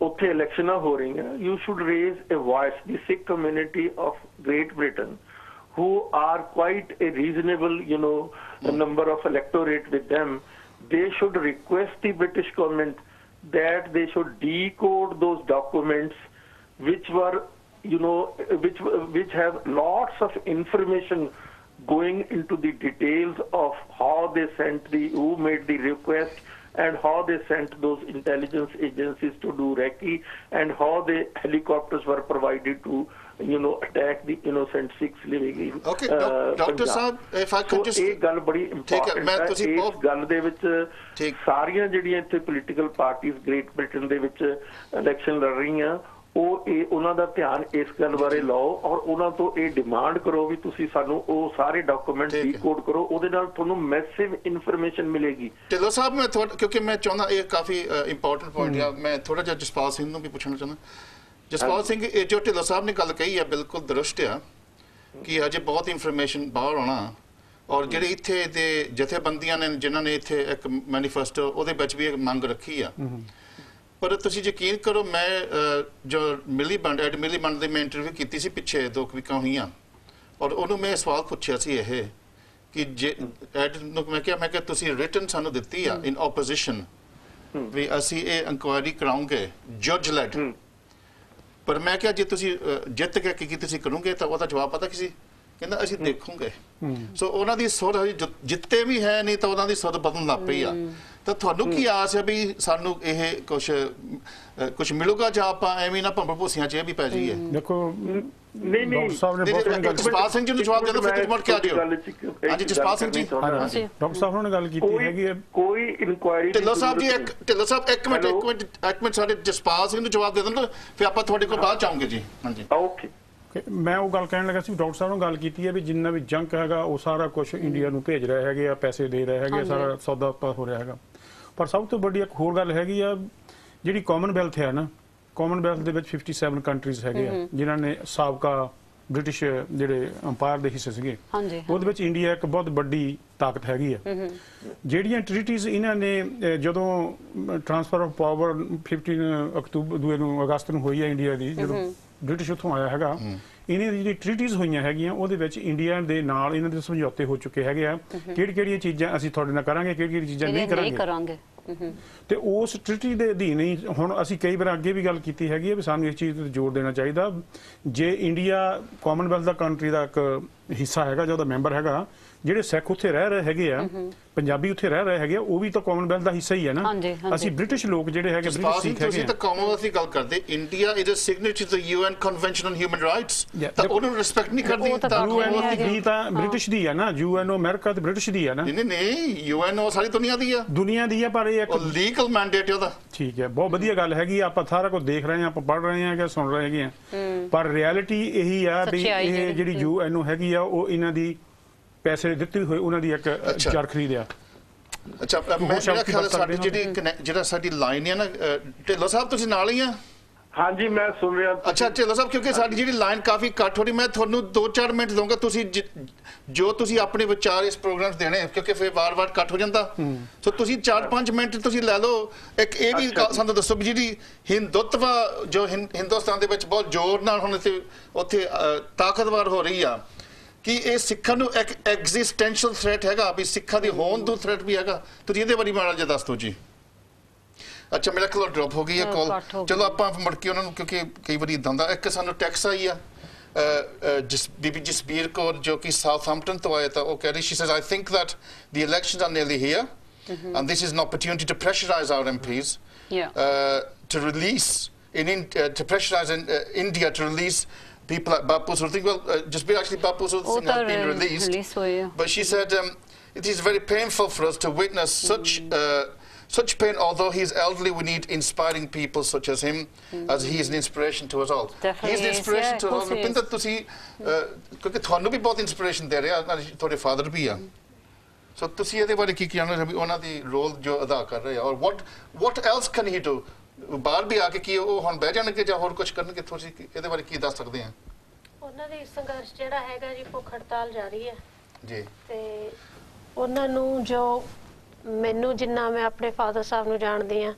ਮੈਨੂੰ ਲੱਗਦਾ ਕਿ ਉਹ ਆਪਣੇ ਇਰਾਦੇ ਤੇ ਪੱਕੇ ਨੇ ਤੇ ਵਾਹਿਗੁਰੂ ਦੀ ਮਿਹਰ ਸਦਕਾ ਸੰਘਰਸ਼ ਜਿਹੜਾ ਹੈਗਾ ਸਫਲ ਹੋਊਗਾ ਪਰ ਇਹ ਪ੍ਰਮਾਤਮਾ ਜਾਣਦਾ ਉਹਨਾਂ ਦੀ ਵਰਡਿੰਗ ਆ ਬਾਪੂ ਜੀ ਇਹ ਕਹਿੰਦੇ ਹੁੰਦੇ ਨੇ ਕਿ ਉਹ ਇਸ ਚੀਜ਼ ਨੂੰ ਦੇਖ ਸਕਣਗੇ ਜਾਂ ਨਹੀਂ ਕਿਉਂਕਿ ਮਹਾਰਾਜ ਨੂੰ ਪਤਾ ਵੀ ਇਸ ਤਰ੍ਹਾਂ ਦੇ ਸਟਰਗਲ 'ਚ ਉਹਨਾਂ ਨੂੰ ਕਿੰਨੇ ਸਵਾਸ ਹੋਰ ਲਿਖੇ ਨੇ ਪ੍ਰਮਾਤਮਾ ਨੇ ਜੀ ਰਾਜ ਮੈਂ ਤੁਹਾਨੂੰ ਪੁੱਛਾਂ ਕਿਉਂਕਿ ਸੋ ਉਹ ਹਸਪੀਟਲ ਤੋਂ ਬਾਹਰ ਆ ਗਏ ਆ ਉਹਨਾਂ ਨੂੰ ਟਿਊਬਸ ਲਾ ਦਿੱਤੀਆਂ ਉਹਨਾਂ ਦੀਆਂ ਪਰ ਉਹਨਾਂ ਨੇ ਭੁੱਖ ਹੜਤਾਲ ਨਹੀਂ ਤੋੜੀ so in effect the hunger strike is now back in full swing See what has happened is like hunger strike was in full swing from day Jan 16th till today 99 days because he didn't decide to he didn't decide no so he was in like what they call his preventive custody and his body was with them they could do anything with him exactly now he's back we were concerned since February 26th like we were concerned as a family there were all other people who were concerned what's going on in there so far our concern increased and we wanted it to be किसी भी तरीके ना बाहर आउन चलो कालो बाहर आ गया हाँ जी so now that part of the संघर्ष for like getting him out of the custody and all is done but we are again back where we started the struggle continues so where is he is he home he's home now he's in the home Hasanpur ਪਿੰਡ ਆ ਜੀ ਲੁਧਿਆਣੇ ਦੇ so ਪਿੰਡ ਦੇ ਵਿੱਚ ਹੀ ਉਹਨਾਂ ਦੀ ਹੁਣ ਸਟਰਗਲ ਜਾਂ ਕਿਸੇ ਗੁਰਦੁਆਰੇ ਤੇ ਪਿੱਛੋਂ ਨਹੀਂ ਸਟਰਗਲ ਜਿੱਦਨ ਪਲਾਨ ਹੋਇਆ ਸੀ ਵੀ ਗੁਰਦੁਆਰਾ ਸਾਹਿਬ ਸ਼ੁਰੂ ਹੋਏਗਾ ਜੀ ਤੇ ਜਿਸ ਦਿਨ like the intelligence and all the police guy ਉਹਨਾਂ ਨੂੰ ਪਤਾ ਸੀ ਵੀ ਇਹਨਾਂ ਨੇ ਕਰਨਾ ਹੀ ਕਰਨਾ ਕਿਉਂਕਿ ਇਹ put it in a press note so ਉਹਨਾਂ ਨੂੰ ਫੋਲੋ ਕਰਦੇ ਸੀਗੇ ਉਸ ਦਿਨ 16 ਜਨ ਨੂੰ ਉਹਨਾਂ ਨੂੰ ਇੱਕ ਵਾਰੀ ਅਰੈਸਟ ਕਰਕੇ ਉਹ ਉੱਥੇ ਹਸਨਪੁਰ ਪਿੰਡ ਦੇ ਨਾਲ ਮੁੱਲਾਂਪੁਰ ਸ਼ਹਿਰ ਆ ਉੱਥੇ ਪੁਲਿਸ ਸਟੇਸ਼ਨ ਦੇ brought him over there and then he was brought to his home and he was put under a house arrest over there right that saying that he ਉਹ ਕਿਤੇ ਜਾਣ ਨਾ people ਉਹਨਾਂ ਬੰਦਿਆਂ ਨੂੰ ਮਿਲਣਾ ਆ ਸਕਣ during that period if you talk to someone Pindi like it was so present situation ਕੀ ਤੁਹਾਡੇ ਪਿੰਡ ਘੇਰਾ ਪਿਆ ਆ ਜਾਂ there is there ਅਜੇ ਵੀ ਪੈਰਾ ਹੈਗਾ ਘਰ ਦੇ ਅੰਦਰ ਵੀ ਨਹੀਂ ਅੱਛਾ ਕੱਲ ਹੁਣ ਜਦੋਂ ਭੈਣ ਜੀ ਨਾਲ ਗੱਲ ਹੋਈ it's not released no it isn't ਅੱਜ ਹੀ ਭੈਣ ਜੀ ਨਾਲ ਜਦੋਂ ਗੱਲ ਹੋਈ ਆ ਵੱਡੇ ਸਿਸਟਰ ਜਿਹੜੇ ਉੱਥੇ ਨੇ ਭਰਜਾਈ ਉੱਥੇ ਆ ਮੇਰਾ ਫੋਨ ਹੋਇਆ ਸੀਗਾ ਤਾਂ ਉਹ ਕਹਿ ਰਹੇ ਸੀ ਕਿ ਬਾਪੂ ਜੀ ਹਾਲੇ ਪਿੰਡ ਅਸੀਂ ਲਿਆਂਦੇ ਨਹੀਂ ਸੀ ਹਸਨਪੁਰ ਤੇ ਪੁਲਿਸ ਨੇ ਆਲਰੇਡੀ ਘਰ ਨੂੰ ਵੀ ਤੇ ਪਿੰਡ ਨੂੰ ਘੇਰਾ ਪਾ ਲਿਆ ਸੀਗਾ ਤੇ ਈਵਨ ਉਹ ਘਰ ਦੇ ਅੰਦਰ ਵੀ ਆਮ ਹੀ ਸ਼ਰਿਆਮ ਤੁਹਾਡੇ ਤੇ ਵੀ ਕਾਫੀ ਟੈਂਸ ਤੁਸੀਂ ਸਟ੍ਰੈਸ ਕਾਫੀ ਇਮੋਸ਼ਨਸ ਤੁਹਾਡੇ ਵੀ ਹੈ ਨਾ it is stressful like if you talk about his brother Oh, gay he was with his father, 83 years of age. He's been living in the United States. He's a citizen for 25 years. He's been living there. He's a US citizen. He's a US citizen. He's there with his father, who's 83 years of age, just helping him out. I mean, surely there has to be some kind of international or even US. Because you're a lawyer yourself, and well, I've been learning all about the story today since they got off the airplane. But why is there been such a stink in the US? Well, apparently the US officials tried to visit embassy rep ਜਿਹੜੇ 17th ਨੂੰ ਉਹਨਾਂ ਦੀ ਜਿਹੜੀ last court date ਸੀਗੀ ਉਹਨਾਂ ਨੂੰ ਗਏ ਸੀਗੇ ਕਿਉਂਕਿ ਸਭ ਕਾਂਗਰਸਮੈਨ ਨੇ ਸਾਈਨ ਕੀਤੇ ਆ ਤੇ ਐਮਬੈਸੀ ਇੰਟਰਵੀਨ ਕਰ ਰਹੀ ਹੈ ਸੋ ਉਹਨਾਂ ਨੇ ਆਪਣੇ ਦੋ ਰੈਪ ਭੇਜੇ ਸੀਗੇ ਜੀ ਉਸ ਦਿਨ ਕੋਰਟ ਡੇਟ ਤੇ ਉਹਨਾਂ ਨੇ ਬ੍ਰਦਰ ਨੂੰ ਪੇਸ਼ ਹੀ ਨਹੀਂ ਕੀਤਾ ਸੈਸ਼ਨ ਜੱਜ ਦੇ ਸਾਹਮਣੇ ਨਹੀਂ ਲੈ ਕੇ ਆਉਂਦੇ ਉੱਥੋਂ ਸਾਹਮਣੇ ਲਿਆ ਕੇ ਪਤਾ ਨਹੀਂ ਪਿੱਛੋਂ ਦੀ ਕਿੱਥੋਂ ਦੀ ਲਿਆ ਕੇ ਜੇਲ੍ਹ ਚੋਂ ਫੋਨ ਆਇਆ ਕਿ ਵੀ ਮੈਨੂੰ ਵਾਪਸ 30 seconds ਦੀ ਕਾਲ ਕਰਨ ਦਿੰਦੇ ਹੁੰਦੇ ਆ ਕਿ I'm back to jail As a lawyer, do they have a right to do that? No. But the Then thing about how can this be sorted out? the book of law is that India doesn't obey even its own rules. Yeah, of course We've they talked don't, no. about it being in breach of international law, but even its own laws, it breaches those laws. Of course. Until, of course, it suits them to implement them. Yeah. When they want to hang a Sikh, Yeah. then the judges it's swing a- into action. Yeah. But just That's ask, it. if as Ranjit is saying, they don't obey their own laws. It is a lawless society by definition. It It is, is a yeah. lawless society. And There's no law. we know what happens to lawless societies, they disintegrate. ਤੁਹਾਨੂੰ ਇਹਦੇ roots ਤੱਕ ਸੋਚਣਾ ਪਊਗਾ। ਆਪਾਂ ਦੇਖ ਰਹੇ ਹੈਗੇ ਆ, ਆਪਾਂ ਉਸ ਸਮਾਜ ਜੰਮੇ ਪਲੇ ਹੈਗੇ ਆ, ਸਾਰਾ ਕੁਝ ਆਪਾਂ ਨੂੰ ਪਤਾ ਹੈ। ਜਿਹੜਾ ਵਿਪਰ ਹੈ ਨਾ, ਉਹ ਚੌਂ ਬਰਨਾਂ ਉੱਤੇ ਖੜਾ ਹੈਗਾ ਆ, ਇਹ ਟੌਪ ਦਾ ਹੈਗਾ। ਪਿਛਲੇ ਸਦੀਆਂ ਤੋਂ ਜ਼ਿਆਦਾ ਹਿੰਦੂ ਤੁਹਾਨੂੰ ਕਿਤੇ ਬਣਿਆ ਹੋਊਗਾ ਵਿਪਰ ਨੇ ਆਮ ਲੋਕ ਜਿਹੜਾ ਗਰੀਬ ਜਨਤਾ ਹੈਗੀ ਆ, ਜਿਹਨੂੰ ਅਨਟੱਚੇਬਲ ਕਹਿੰਦੇ ਸੋ ਕੋਲਡ ਦਲਿਤ ਹੈਗੇ ਆ, ਈਵਨ ਭਾਵੇਂ ਜੱਟ ਅੱਜ ਆਪ ਨੂੰ ਬੜੇ ਉੱਚੇ ਕਹਾਉਂਦੇ ਹੈਗੇ, ਅਸੀਂ ਉਹਨਾਂ 'ਚ ਵਿੱਚ ਆਉਂਦੇ ਹੈਗੇ ਆ। ਇਹਨਾਂ ਨੇ ਸਦੀਆਂ ਤੋਂ ਖੂਨ ਪੀਤਾ ਹੈਗਾ ਆ, ਸਦੀਆਂ ਤੋਂ ਇਹ ਉਹਨਾਂ ਦੇ ਪੈਸਿਆਂ ਉੱਤੇ, ਉਹਨਾਂ ਦੇ ਰੋਟੀ ਉੱਤੇ ਚੱਲਦੇ ਆਏ ਹੈਗੇ ਆ। ਇਹਨਾਂ ਨੇ ਕਦੇ ਸੁਧਰਨਾ ਨਹੀਂ ਹੈਗਾ। ਸੋ ਕਾਨੂੰਨ ਦੀ ਗੱਲ ਇਹਨਾਂ ਨੇ ਕੀਤੀ ਹੈਗੀ, ਬਹੁਤ ਵਧੀਆ ਗੱਲ ਕੀਤੀ, ਕਿਉਂਕਿ ਸਾਡੇ ਕੋਲ ਲੋਇਰ ਹੈਗੇ ਆ, ਹਾਂਜੀ ਇਹਨਾਂ ਦਾ ਆਪਣਾ ਤਜਰਬਾ ਹੈਗਾ ਆ। ਹਾਂਜੀ ਪਰ ਸਾਰੀ ਦੁਨੀਆ ਦਾ ਤਜਰਬਾ ਹੈਗਾ। ਇੰਡੀਆ ਦੇ ਵਿੱਚ ਕਿੰਨੇ ਲੋਕ 94 ਜੀਅਰ ਦਾ ਆਸਾ ਸਿੰਘ ਨਾਂ ਦਾ ਸਿੰਘ ਜੇਲ੍ਹ ਦੇ ਵਿੱਚ ਬੈਠਾ ਹੈਗਾ ਆ। ਹਾਂਜੀ ਇੱਕ ਕੋਈ ਸਿੰਘ ਹੈਗਾ ਕੁਲਦੀਪ ਸਿੰਘ, ਉਹ ਆਪਣੀ ਪੰਜਾਬੀ ਜ਼ੁਬਾਨ ਭੁੱਲ ਗਿਆ, ਕਰਨਾਟਕਾ ਦੇ ਵਿੱਚ ਹੋਊਗਾ। Gurdeep Singh. Gurdeep Singh Khera. ਸੋ ਮਤਲਬ ਡਾਕਟਰ ਆਸਾ ਸਿੰਘ 94 years ਹੈਗੀ, ਕਰੂਅਲ ਸੋਸਾਇਟੀ ਹੈਗੀ ਆ। ਐਂਡ ਯੂਐਨਓ ਦਾ ਕਹਿਣਾ ਨਹੀਂ ਮੰਨ ਰਹੀ ਇਹ, ਇੱਥੇ ਬ੍ਰਿਟਿਸ਼ ਦਾ ਨਹੀਂ ਕਹਿਣਾ ਮੰਨਣਾ, ਐਂਡ ਕਿਸੇ ਦਾ ਨਹੀਂ ਮੰਨਣਾ ਹੈਗਾ। ਇਹਦਾ ਕੋਈ ਸਮਾਂ ਆਊਗਾ ਕਿਸੇ ਤਰੀਕੇ ਦਾ, ਜਦੋਂ ਅਸੀਂ ਸਿੱਖ ਪੰਜਾਬੀ ਸਾਰੇ ਲੋਕ ਇਕੱਠੇ ਹੋ ਜਾਵਾਂਗੇ, ਅਸੀਂ ਉਹਨਾਂ ਤੇ ਦਬਾਅ ਪਾਵਾਂਗੇ, ਕਿਉਂਕਿ ਸਾਡੀ ਹਿਸਟਰੀ ਵੀ ਬੜੀ ਮਹਾਨ ਹੈਗੀ ਆ। ਅਸੀਂ ਸ਼ਾਂਤਮਈ ਰਹਿੰਦਿਆਂ ਹੋਇਆਂ ਨੇ ਬ੍ਰਿਟਿਸ਼ ਦੇ ਨਾਲ ਉਹ ਮਤਲਬ ਅਸੀਂ ਸੰਘਰਸ਼ ਕੀਤਾ ਹੈਗਾ, ਉਦੋਂ ਪਹਿਲਾਂ ਅਸੀਂ ਮੁਗਲਾਂ ਨਾਲ ਕੀਤਾ ਹੈਗਾ। ਤੇ ਸਾਨੂੰ ਸਮਝਣ ਦੀ, ਸਾਡੇ ਅਵੇਅਰਨੈਸ ਦੀ ਲੋੜ ਹੈਗੀ ਹੈ। ਡਾਕਟਰ ਸਾਹਿਬ ਜਸਪਾਲ ਸਿੰਘ ਜੀ, ਹੁਣ ਆਪਾਂ ਬਹੁਤ ਬੇਸ ਕਵਰ ਕਰ ਲਿਆ ਹਨਾ, ਜਿੱਥੇ ਉਲੰਘਣਾ ਕਰ ਰਹੀ ਆ ਭਾਰਤ ਸਰਕਾਰ ਹਨਾ, ਸਿਰਫ ਸਿੱਖਾਂ ਨਾਲ ਨਹੀਂ ਹੋਈ, ਦੂਜੀ ਕੌਮਾਂ ਨਾਲ ਵੀ ਹਨਾ। ਤੇ ਮੈਂ ਕਿਉਂਕਿ ਕਈ ਵਾਰੀ ਆਪਣੇ ਜਿਹੜੇ ਲੋਕ ਆ ਉਹ ਢਿੰਦੀ ਕਲਾ ਵਿੱਚ ਹੋ ਜਾਂਦੇ ਕਿ ਜੀ ਹੁਣ ਸਾਡੇ ਨਾਲ ਇਦਾਂ ਹੀ ਹੋਣੀ ਆ, ਠੀਕ ਹੈ, ਪਰ ਇਹ ਜ਼ਰੂਰ ਨਹੀਂ, ਕਿਉਂਕਿ ਬਾਕੀ ਵੀ ਜਿਹੜੇ ਕਮਿਊਨਿਟੀਜ਼ ਆ, ਮੈਂ ਮਿਸਾਲ ਦੇ ਤੌਰ ਤੇ ਤੁਹਾਡੇ ਨਾਲ ਇੱਕ ਸ਼ੇਅਰ ਕਰਨਾ ਆਈਟਮ। ਹਾਂਜੀ ਕਰੋ। ਕੱਲ ਦੀ ਜਿਹੜੀ ਕਾਨਫਰੰਸ ਸੀ ਉਹਦੇ ਵਿੱਚ ਕ੍ਰਿਸਚੀਅਨ ਨੂੰ ਵੀ ਇਨਵਾਈਟ ਕੀਤਾ ਗਿਆ। ਇੱਕ ਕੈਂਪੇਨਿੰਗ ਆਰਗੇਨਾਈਜੇਸ਼ਨ ਹੈਗੀ ਆ Open Doors. Open Doors is an organisation which campaigns to protect Christian minorities ਜਿਨ੍ਹਾਂ ਦੀ ਪਰਸੀਕਿਊਸ਼ਨ ਹੋ ਰਹੀ ਹੈ। ਤੇ ਕਿਉਂਕਿ ਕੱਲ ਦਾ ਜਿਹੜਾ ਮੁੱਦਾ ਆ ਕਾਨਫਰੰਸ ਦਾ, ਉਹਦਾ ਕਿ ਯੂਕੇ ਦੀ ਫੋਰਨ ਪਾਲਿਸੀ ਵਿੱਚ ਕਿਹੜੀ ਤਬਦੀਲੀ ਲਿਆਉਣੀ ਚਾਹੀਦੀ ਤਾਂ ਕਿ ਸਾਡਾ ਫਾਇਦਾ ਹੋਵੇ। ਇਹਨਾਂ ਦਾ ਬਹੁਤ ਵਧੀਆ ਸਟੇਟਮੈਂਟ ਆਇਆ ਕਿ ਜਿਹੜਾ ਹਿੰਦੂਤਵ ਆ is threat to all communities. So let's just get, so tell me about this organization. Is it a representative organization? It is a campaigning Christian organization Based in India or based in the UK? It's offices all over the world. In the UK it has an office in Oxford. So what's the name of the organization? Open Doors. Open Doors. So this is a It's 60 years. It's been established. Reputable organisation, established for 60 years. Okay. Let me just give you a flavour. Okay. ਕਿਉਂਕਿ ਇੱਕ ਤਾਂ ਉਹਨਾਂ ਦਾ ਬਿਆਨ ਆਇਆ ਕਿ ਇਹ ਜਿਹੜਾ ਹਿੰਦੂਤਵਾ ਦਾ threat ਆ, ਇਹ ਸਾਰੇ ਕਮਿਊਨਿਟੀਜ਼ ਨੂੰ ਬਹੁਤ ਖਤਰਾ ਹੈ। ਘਰ ਵਾਪਸੀ ਜਿਹੜੀ ਪਾਲਿਸੀ ਹੈਗੀ ਆ, ਰੀਕਨਵਰਜਨ ਪਾਲਿਸੀ, ਕ੍ਰਿਸਚੀਅਨਾਂ ਤੇ ਕਾਫੀ ਪ੍ਰੋਗਰਾਮ ਵੀ ਕੀਤਾ ਸੀ ਤੇ ਹਾਂਜੀ ਕੀਤਾ ਸੀ। ਹਾਂ, ਤੇ ਉਹਨਾਂ ਨੇ ਸਾਰਾ ਜ਼ਿਕਰ ਕੀਤਾ, hate speech, hate campaigns, physical violence, burning of churches, reconversion. Even ਤੁਸੀਂ ਬਿਲੀਵ ਨਹੀਂ ਕਰਨਾ, ਈਵਨ ਪਿਛਲੇ ਹਫਤੇ ਤੁਸੀਂ ਸ਼ਾਇਦ ਸੁਣਿਆ ਹੋਵੇ ਇੰਡੀਅਨ ਮੀਡੀਆ ਵਿੱਚ ਇੱਕ BJP RSS politician he speaking about sterilising Really? Muslims and Christians. Chalo, it's like the final solution. There's many code words that use. Okay, sterilization. This is a Nazi policy. Absolutely. So, but where I think we should maybe take the direction of the conversation is the future. Yeah. Hanji, we must not give up hope. There's always light. ਆਪਣੇ ਜਿਹੜੇ ਸ਼ਹੀਦ ਆ ਉਹ ਕਿਸੇ ਸੁਪਨੇ ਵਾਸਤੇ ਉਹਨਾਂ ਨੇ ਸ਼ਹੀਦੀਆਂ ਪਾਈਆਂ ਹਨਾ, ਤੇ ਆਪਾਂ ਉਹ ਜਿਹੜੇ ਸੁਪਨੇ ਸਾਕਾਰ ਕਰਨੇ ਆ, ਤੇ we have to think about the future now. Specifically, Paji. I don't want to lose that point. मैं राज कंवर सिंह तो क्योंकि ਤੁਸੀਂ ਮੇਰਾ ਖਿਆਲ ਉਹ ਦਿਨ ਦੇਖੇ ਵੀ ਹੋਗੇ ਸ਼ਾਇਦ ਪੰਜਾਬ ਜਾਂ you grew up in the Punjab, ਅਸੀਂ ਤਾਂ ਬਾਹਰ ਬੈਠੇ ਆ ਤਾਂ ਸਾਨੂੰ ਬਾਹਰ ਇੰਜ ਲੱਗਦਾ ਕਿ there's a whole generation ਜਿਹੜੇ ਮਾਰ ਦਿੱਤੇ ਮਾਰ ਗਏ, ਔਰ ਜਿਹੜੇ ਦੂਜੇ ਉਹ ਟਰਾਮਾਟਾਈਜ਼ਡ ਆ, ਡਰੱਗੀ ਹੋ ਗਏ ਆ, ਨਸ਼ਿਆਈ ਹੋ ਗਏ ਆ, ਤਾਂ ਬਾਹਰ ਭੱਜਣਾ ਚਾਹੁੰਦੇ ਆ। ਤੇ ਜੇ ਆਪਾਂ ਨੂੰ ਕੋਈ ਆਸ ਆ ਤਾਂ ਸ਼ਾਇਦ ਜਿਹੜਾ ਅਗਲਾ ਜਨਰੇਸ਼ਨ ਆਵੇ ਉਹਨਾਂ 'ਚ ਹੋਊਗੀ।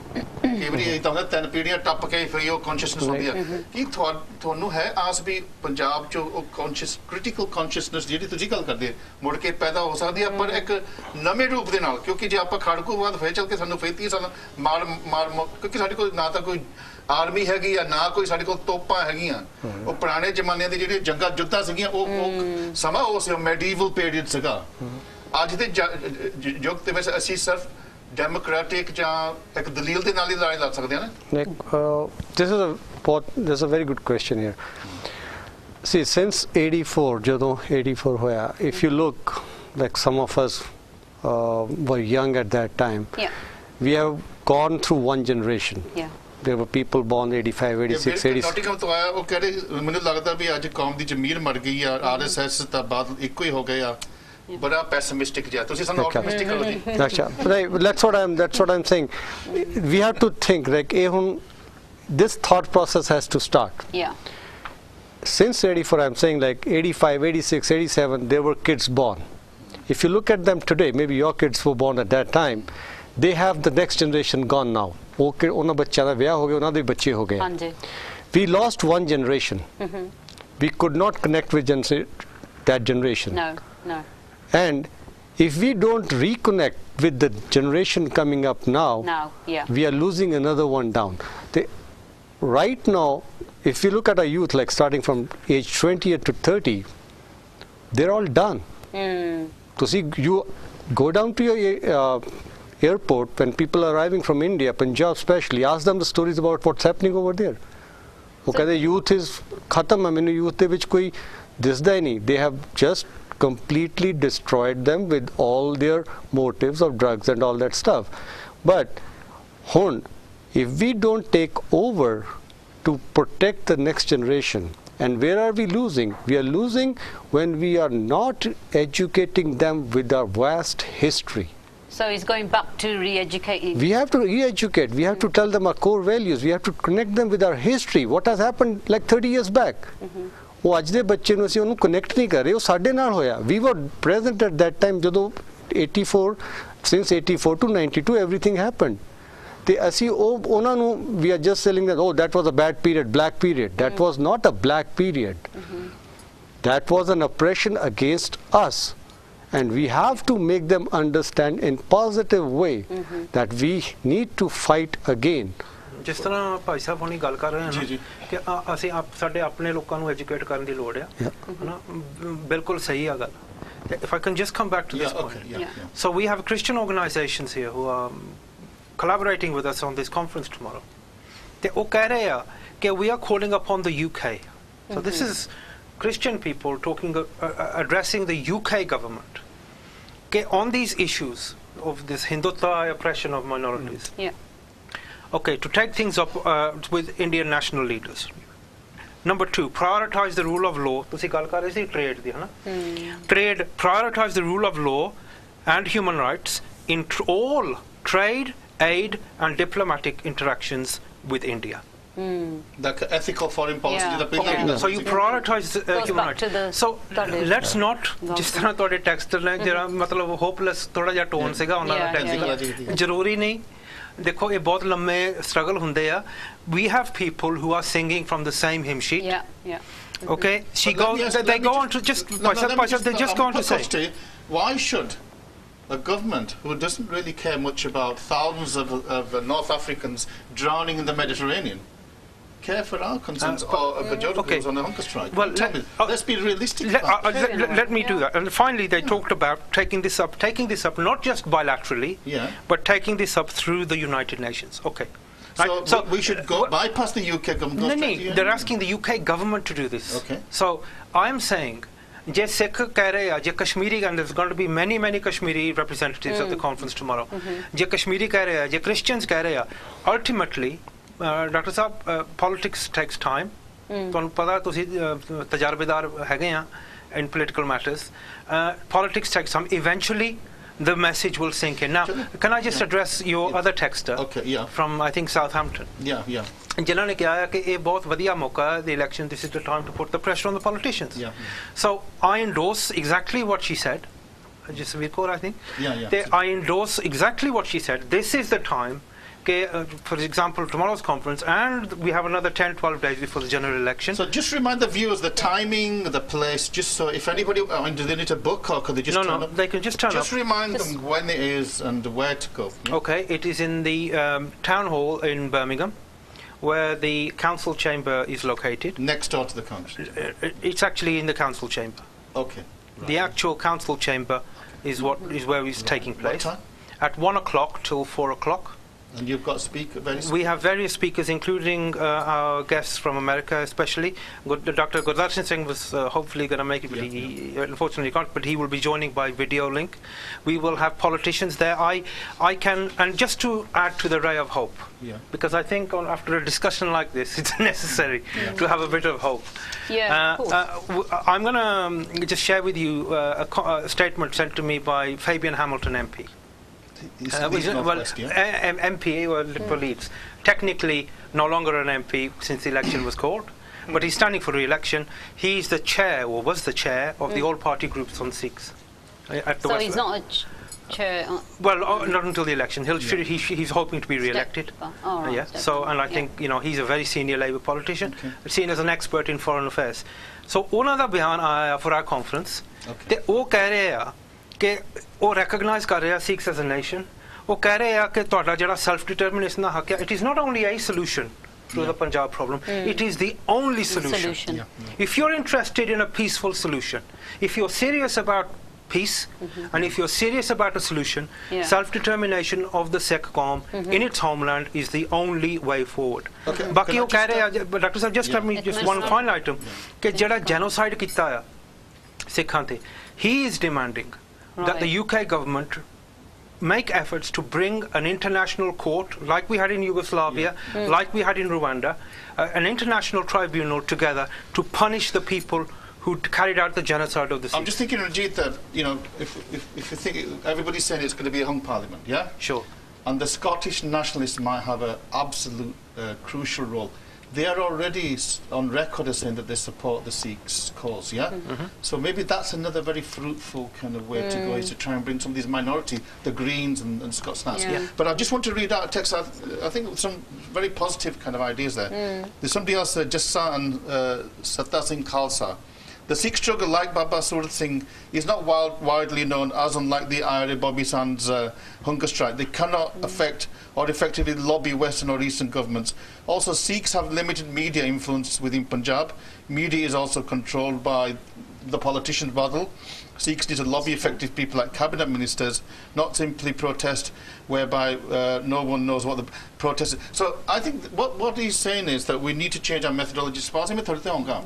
These हाल असी जुलूस कड्डे आ असी जंगा भी लड़ियां असी हथियारबंद जंग भी लड़ी. Let's be honest, this is historical fact, yeah? It's a reality. It's a reality. But I think what we're getting here is now ਅੱਜ ਦੀ ਜਿਹੜੀ ਸਾਡੀ ਸਟਰਗਲ ਦੀ ਰੂਪ ਰੇਖਾ ਹੁਣ ਬਦਲ ਗਈ ਆ. ਅੱਜ ਅਸੀਂ ਸ਼ਾਇਦ ਜਲੂਸਾਂ ਵੱਲ ਨਾ ਜੋ ਲਾਈਏ ਤਾਂ ਜੋ ਲੌਬੀਇੰਗ ਜਾਂ ਪੋਲੀਟੀਕਲ ਪਰਸੂਏਸ਼ਨ ਜੋ ਕਦੇ ਜੋ ਕਦੇ ਜਲੂਸ ਕਰਦੇ ਰਾਜ ਕਰਦੇ ਆ. ਪਰ ਇਹਦੇ ਵਾਸਤੇ ਸਾਨੂੰ ਸਕਿੱਲ ਸੈੱਟ ਵੀ ਨਵਾਂ ਚਾਹੀਦਾ. ਪਰ ਮੈਨੂੰ ਲੱਗਦਾ ਵੀ ਜਿਹੜੀ ਸਾਡੀ ਲੀਡਰਸ਼ਿਪ ਜਾਂ ਜਥੇਬੰਦੀਆਂ ਕੋਲ ਇਹ ਸਕਿੱਲ ਸੈੱਟ ਹੈ ਨਹੀਂ. ਥੋੜਾ ਬਹੁਤਾ ਸਾਨੂੰ ਹੁਣ ਆ ਰਹੀ ਨਜ਼ਰ ਜਿੱਦਾਂ ਹੁਣ ਸਿੱਖ ਫੈਡਰੇਸ਼ਨ ਵਾਲੇ ਨੇ ਜੋ ਮੈਨੀਫੈਸਟੋ. ਪਰ we have to massively expand that skill set. ਸਮਾਂ ਆ ਗਿਆ ਵੀ ਸਾਨੂੰ ਚੀਜ਼ ਚਾਹੀਦੀ ਹੈਗੀ ਰਿਫੋਰਮ ਚਾਹੀਦਾ ਸਾਡੀ ਆਪਣੀ ਸਟਰਗਲ ਦੇ ਵਿੱਚ ਸਾਡੀਆਂ ਆਪਣੀਆਂ ਜਥੇਬੰਦੀਆਂ ਪਾਰਟੀਆਂ ਦੇ ਵਿੱਚ. ਪਰ ਮੈਂ ਇੱਕ ਗੱਲ ਕਹਿੰਦਾ ਕਿਉਂਕਿ ਆਪਣੀ ਗੱਲ ਚੱਲ ਰਹੀ ਸੀ ਪੰਜਾਬ ਦੇ ਸੰਘਰਸ਼ ਦੇ ਬਾਰੇ ਨਾ. 1986 ਦੇ ਵਿੱਚ ਖਾਲਿਸਤਾਨ ਦਾ ਐਲਾਨਨਾਮਾ ਹੋਇਆ ਔਰ ਹੋਇਆ ਵੀ ਅਕਾਲ ਤਖਤ ਸਾਹਿਬ ਦੇ ਉੱਤੇ ਆ. ਆਪਾਂ ਗੱਲ ਕੀਤੀ ਹੈ ਸੈਲਫ ਡਿਟਰਮੀਨੇਸ਼ਨ ਦੀ. ਹਾਂਜੀ ਦੋ ਚੀਜ਼ਾਂ ਕੰਪੈਰੀਜ਼ਨ ਹੋ ਰਹੀਆਂ. ਇੱਕ ਹੈਗੀ ਆ ਜਿਹੜੀ 1707 ਦੀ ਸਕਾਟਿਸ਼ ਦੀ ਬ੍ਰਿਟਨ ਦੇ ਨਾਲ ਸੰਧੀ ਹੋਈ ਹੈਗੀ, ਟ੍ਰੀਟੀ ਹੋਈ ਆ ਵੀ ਜਦੋਂ ਵੀ ਸਕਾਟਲੈਂਡ ਚਾਹੂਗਾ ਵੋਟਾਂ ਪਾ ਕੇ ਬਾਹਰ ਨਿਕਲ ਸਕਦੇ ਆ. ਦੂਜੀ ਹੈਗੀ ਆ ਸਾਡੇ ਕੋਲ ਇੱਕ ਅਕਾਲ ਤਖਤ ਸਾਹਿਬ ਹੈਗਾ ਜਿਹੜੀ ਮੀਰ ਪੀਰ ਦਾ ਸਿਧਾਂਤ ਹੈਗਾ ਆ. ਉਹ ਇਕੱਲੇ ਅਕਾਲੀਆਂ ਸਿੱਖਾਂ ਲਈ ਨਹੀਂ, ਪੰਥਕ ਸਿੱਖਾਂ ਲਈ ਨਹੀਂ, ਸਮੁੱਚੇ ਸਿੱਖਾਂ ਲਈ ਹੈਗਾ ਆ, ਚਾਹੇ ਉਹਨਾਂ ਦੀ ਪਾਰਟੀ ਦੇ ਵੀ ਡਿਫਰੈਂਟ ਵੀ ਹੋਣਗੇ. ਪਰ ਜਦੋਂ ਉੱਥੇ ਅਕਾਲ ਤਖਤ ਸਾਹਿਬ ਦੇ ਉੱਤੇ ਇਹ ਮਤਾ ਪਾਸ ਹੋ ਗਿਆ ਹੈਗਾ, ਐਲਾਨਨਾਮਾ ਹੋ ਗਿਆ ਹੈਗਾ, ਇਹਦਾ ਮਤਲਬ ਹੈਗਾ ਵੀ ਉਸ 1 ਮਿਲੀਅਨ ਲੋਕ ਉੱਥੇ ਇਕੱਠੇ ਹੋਏ. 1 ਮਿਲੀਅਨ ਲੋਕਾਂ ਨੇ ਆਪਣੇ ਗੁਰੂ ਦੇ ਸਾਹਮਣੇ ਸਹੁੰ ਖਾਧੀ ਵੀ ਅਸੀਂ ਖਾਲਿਸਤਾਨ ਦੇ ਸੰਘਰਸ਼ ਦੇ ਲਈ ਅੱਜ ਤੋਂ ਬਾਅਦ ਲੜਾਈ ਲੜਾਂਗੇ. ਜਸਪਾਲ ਸਿੰਘ ਜੀ, ਜੇ ਮੈਂ ਅੱਜ ਜਿਹੜੀ ਸਾਡੇ ਲਈ ਪ੍ਰੋਬਲਮ ਆ ਰਹੀ ਹੈਗੀ ਹੈ ਡਾਕਟਰ ਸਾਹਿਬ, ਪ੍ਰੋਬਲਮ ਇੱਥੇ ਆ ਰਹੀ ਹੈਗੀ ਆ ਭਾਈ ਸੂਰਜ ਸਿੰਘ ਜੀ ਹੁਣੀ ਇਸ ਵੇਲੇ ਸੰਘਰਸ਼ ਸਟ੍ਰਾਈਕ ਦੇ ਉੱਤੇ ਆ, ਉਦੋਂ ਪਹਿਲਾਂ ਭਾਈ ਗੁਰਬਖਸ਼ ਸਿੰਘ ਹੁਣੀ ਸੀਗੇ, ਫਿਰ ਵੀ ਅਵੇਅਰਨੈਸ ਨਹੀਂ ਆ ਰਹੀ ਹੈਗੀ, ਕਿਉਂਕਿ ਜਿਹੜੇ ਬਾਦਲ ਗਵਰਨਮੈਂਟ ਬਣੀ ਹੈ, ਅਖੌਤੀ ਗਵਰਨਮੈਂਟ ਬਣੀ ਹੈਗੀ ਆਪਣੀ ਪੰਥਕ, ਉਹਨਾਂ ਨੇ ਹੀ ਮੀਡੀਆ ਨੂੰ ਖਰੀਦਿਆ ਹੈਗਾ। ਅੱਜ ਨਿਕੋਲਾ ਸਟਰਜਨ ਦੀ ਗੱਲ ਹੋ ਰਹੀ ਹੈਗੀ SNP ਦੀ, ਇਹ ਆਪਣੇ ਬ੍ਰਿਟਨ ਦੇ ਪ੍ਰਾਈਮ ਮਿਨਿਸਟਰ ਨੇ ਗੱਲ ਕਹੀ ਹੈ ਪਿਛਲੇ ਵੀਕ ਵੀ ਜੇ ਸਕਾਟਲੈਂਡ ਜੁਦਾ ਹੋ ਗਿਆ ਤਾਂ ਬ੍ਰਿਟਨ ਜਿਹੜਾ ਹੈਗਾ ਬੈਂਕਰਪਟ ਹੋ ਸਕਦਾ, ਇੰਨੀ ਜਿਹੜੀ ਹੈਗੀ ਆ ਫਾਈਨੈਂਸ਼ੀਅਲੀ ਇਹ ਸਟ੍ਰੈਸ ਦੇ ਵਿੱਚ ਚੱਲ ਜਾਊਗਾ ਹੈਗਾ। ਇੰਡੀਆ 1991 ਦੇ ਵਿੱਚ ਬੈਂਕਰਪਟ ਹੋ ਗਿਆ ਸੀਗਾ, ਪਰ ਫਿਰ ਵੀ ਕਿਉਂਕਿ ਅਵੇਅਰ ਇੱਕ ਪਾਸੇ ਸਾਡੇ ਮੁੰਡੇ ਮਾਰੇ ਜਾ ਰਹੇ ਸੀਗੇ, ਉਹ ਪਾਸੇ ਮੈਂ ਕਿਉਂਕਿ ਸਾਡੇ ਕੋਲ ਸਿਰਫ ਹੁਣ 7-8 ਮਿੰਟ ਰਹਿ ਗਏ ਆ, ਕਿਉਂਕਿ ਮੈਂ ਇੱਕ ਤੁਹਾਨੂੰ ਸਵਾਲ ਪਾਉਣਾ, ਉਹ ਹੈਗੀ ਇਮੇਜ ਪ੍ਰੋਬਲਮ। ਤੁਸੀਂ ਨਿਕੋਲਸ ਸਟਰਜਨ ਦੀ ਗੱਲ ਕੀਤੀ ਨਾ, ਜਿਹੜੀ ਕਿ ਸਕਾਟਿਸ਼ ਨੈਸ਼ਨਲ ਪਾਰਟੀ ਦੇ ਲੀਡਰ ਆ, ਜਿੰਨੀ ਵਾਰੀ ਉਹ ਮੀਡੀਆ ਚ ਆਈ ਤਾਂ ਉਹਦੇ ਗੁਣ ਗਾਏ, ਬੱਲੇ ਬੱਲੇ ਜਿਹੜੇ ਮੇਨ ਸਟ੍ਰੀਮ ਮੀਡੀਆ ਨੇ ਬੱਲੇ ਬੱਲੇ ਕੀਤੀ ਉਹਦੀ, ਵੀ ਇਹ ਚੰਗੀ ਆ, ਇਹਦੇ ਵਿਚਾਰ ਵੀ ਚੰਗੇ, ਬੋਲਦੀ ਵੀ ਚੰਗਾ। ਸੋ ਇਹਨਾਂ ਕੋਲ ਇਮੇਜ ਹੈਗੀ ਆ।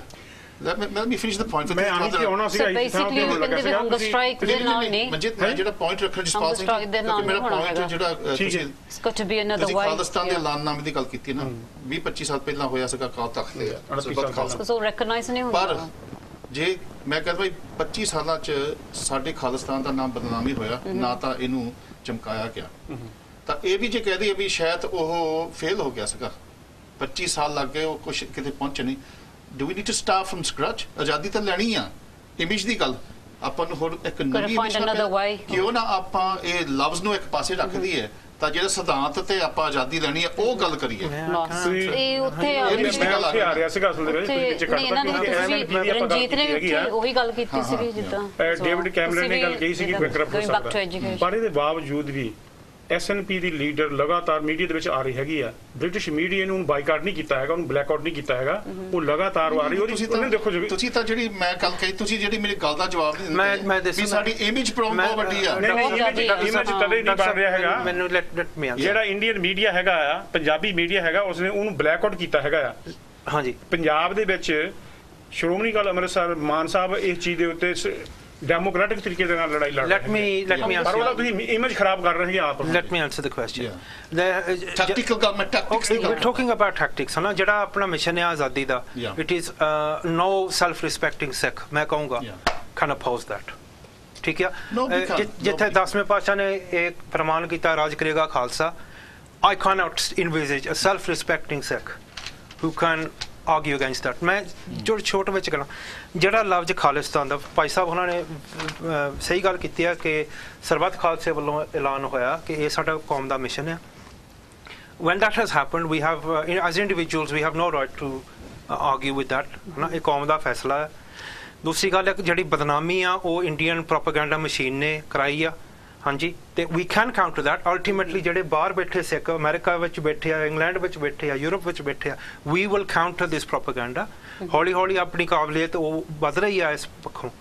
But just on the Khalistan ਲਫ਼ਜ਼, in 1946, just before independence of the subcontinent, ਹਾਂਜੀ, ਇੱਕ Landon Sarsfield was a man who worked in the British Army in India, ਤੇ ਉਹਨਾਂ ਨੇ ਇੱਕ ਪੈਂਫਲੇਟ ਲਿਖਿਆ, The Betrayal of the Sikhs। ਤੇ ਇਹ ਜਿਹੜਾ ਖਾਲਿਸਤਾਨ ਦਾ ਲਫ਼ਜ਼ ਆ, at that time an Englishman serving in the British forces who was a friend of the Sikhs, ਉਹ ਕਹਿੰਦਾ ਕਿ ਜੇ if the Hindus can have Hindustan and the Muslims can have Pakistan, so why can't the Sikhs have Khalistan? So it's not a question of rejecting the name, it's a question of reimagining or to challenge the image that's being created. Indeed, indeed. Okay, let me just we've only got Sherwin to give me a couple of texts and then I'll just get everybody to summarize, yeah? Ek ਸਾਡੇ ਕੋਲ text ਆਈ ਆ ਇਸੇ ਵਿਸ਼ੇ ਤੇ। It says, this is from Prabhakirat Singh. You ask why Sikh campaigns failed to make an impact. I feel, and he's given 3 reasons why. He says, generally the campaigns appear to be spontaneous attempts, individually initiated with no long-term strategy or vision for involvement of international community and media. So it's a kind of like a reactionary ho gaye hain. Proactively assi reactionary ho gaye hain. And then government bhi sanu kade udu nu bhajandi kade udu bhajandi. Number 2, majority of the Sikh community gets emotional and fails up to pick up any object. ਜਜ਼ਬਾਤੀ ਬਹੁਤ ਹੋ ਜਾਂਦੇ ਆ ਬਾਅਦ ਚ ਅਸੀਂ ਸੋਚਦੇ ਕਾਹਦੇ ਵਾਸਤੇ ਅਸੀਂ ਜਜ਼ਬਾਤੀ ਹੋਏ Number 3, therefore, to no follow-up action results until the next emotional outburst. There is thus a cycle of failure pattern leading to demotivation and hopelessness. We have to stop being reactive. Yeah. Yep, we have to stop here. We have to understand what are the struggles, what are we failing at, and then if we connect to that, if we connect to that, like a lot of people are saying we are leaderless right now. Leaders are born through these struggles, and if we do not connect through these struggles, we will never get a leader. Right now what's happening, you look at the new generation, what are they up to? You put 5 kids in a room, you will see 5 kids on there playing on their phones, right? So that is where you have to bring everything to them. If we tell them, okay, you go to another room to get yourself educated, no one will move. Now the world is, it has to be instant, it has to be in my hands. Okay.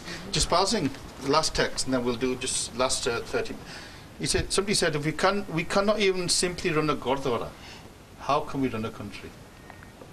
ਅਸਲ ਵਿੱਚ ਇਹ ਵੀ ਸਾਡਾ ਹੈ ਨਾ ਉਹ bed impression ਪਾ ਰਹੇ ਹੈਗੇ ਆ ਸਾਡੀ ਜਿਹੜੀ ਗਲਤ ਪਿਕਚਰ ਲੋਕਾਂ ਸਾਹਮਣੇ ਪੇਸ਼ ਕਰ ਰਹੇ ਹੈਗੇ But it's true. ਕਿਹੜਾ ਗੁਰਦੁਆਰਾ ਹੈਗਾ ਜਿਹੜਾ ਨਹੀਂ ਰਨ ਹੋ ਰਿਹਾ ਹਰ ਗੁਰਦੁਆਰੇ ਦੇ ਵਿੱਚ ਲੜਾਈਆਂ ਹੁੰਦੀਆਂ ਉੱਥੇ ਬਹੁਤ ਇਨਐਫੀਸ਼ੀਐਂਸੀਜ਼ ਹੁੰਦੀਆਂ ਕੋਈ ਹੈ ਗੁਰਦੁਆਰੇ ਜਿਹੜੇ ਹੈਗੇ ਪਰ majority they're on down spiral. India ਦੇ ਵਿੱਚ ਮੈਜੋਰਿਟੀ ਜਿਹੜੇ ਹਿੰਦੂ ਮੰਦਿਰ ਹੈਗੇ ਆ ਉਹ ਹਿੰਦੂਆਂ ਤੋਂ ਨਹੀਂ ਚੱਲਦੇ ਹੈਗੇ ਤੇ ਉਹ ਦੇਸ਼ ਚਲਾ ਰਹੇ ਹੈਗੇ ਇਸ ਵੇਲੇ ਤੁਹਾਡਾ ਚਲੋ ਸੋ ਈਵਨ ਦੁਰਗਾਨਾ ਮੰਦਿਰ ਅੰਮ੍ਰਿਤਸਰ ਦੇ ਵਿੱਚ ਇਹਨਾਂ ਦਾ ਇੱਕ ਇਮੇਜ ਆ ਉਹਨੂੰ ਹਰਮੰਦਰ ਸਾਹਿਬ ਦਾ ਬਰਾਬਰ ਦਾ ਇਮੇਜ ਦਿੱਤਾ ਹੈ ਇਹਨਾਂ ਨੇ ਉਹਨਾਂ ਤੋਂ ਉਹਨਾਂ ਦੇ ਪ੍ਰਬੰਧ ਥੱਲੇ ਨਹੀਂ ਹੈਗਾ ਕਿਉਂ ਨਹੀਂ ਹੈਗਾ ਕਿਉਂਕਿ ਉਹ ਚਲਾ ਨਹੀਂ ਸਕੇ ਉਹਨੂੰ ਆਪਣੇ ਇਮੇਜ ਦੇ ਆਪਣੇ ਆਪ ਵਿਗਾੜ ਰਹੇ ਇਹਨਾਂ ਨੂੰ ਕਮਜ਼ੋਰ ਇਹ ਨਹੀਂ ਤਾਂ ਸਾਨੂੰ ਮਾਰਿਆ ਗਿਆ ਤਾਂ ਇਹਨਾਂ ਨੂੰ ਨਹੀਂ ਦੇਖੋ ਜਦੋਂ ਇਮੇਜ ਅਸੀਂ ਵਿਗਾੜਦੇ ਹਾਂ ਅਸੀਂ ਆਪ ਖੁਦ ਵਿਗਾੜਦੇ ਹਾਂ ਆਪਾਂ ਕਹਿੰਦੇ ਗੁਰਦੁਆਰਿਆਂ ਦੀ ਠੀਕ ਹੈ ਗੁਰਦੁਆਰਿਆਂ ਦੇ ਵਿੱਚ ਹੋ ਸਕਦਾ ਵੀ ਦੋ ਧਿਰਾਂ ਦੀ ਆਪਸ ਵਿੱਚ ਕਿਤੇ ਲੜਾਈ ਹੁੰਦੀ ਹੋਵੇ ਚਲੋ ਆਪਾਂ ਹੁਣ ਕਿਉਂਕਿ ਸਾਡੇ ਕੋਲ ਬਿਲਕੁਲ ਥੋੜੇ ਰੁਪਿੰਦਰ ਤੁਸੀਂ ਲਾਸਟ 1-2 ਮਿੰਟਾਂ 'ਚ ਤੁਸੀਂ ਆਪਾਂ ਜੋ ਡਿਸਕਸ ਜਾਂ ਆਪਣੇ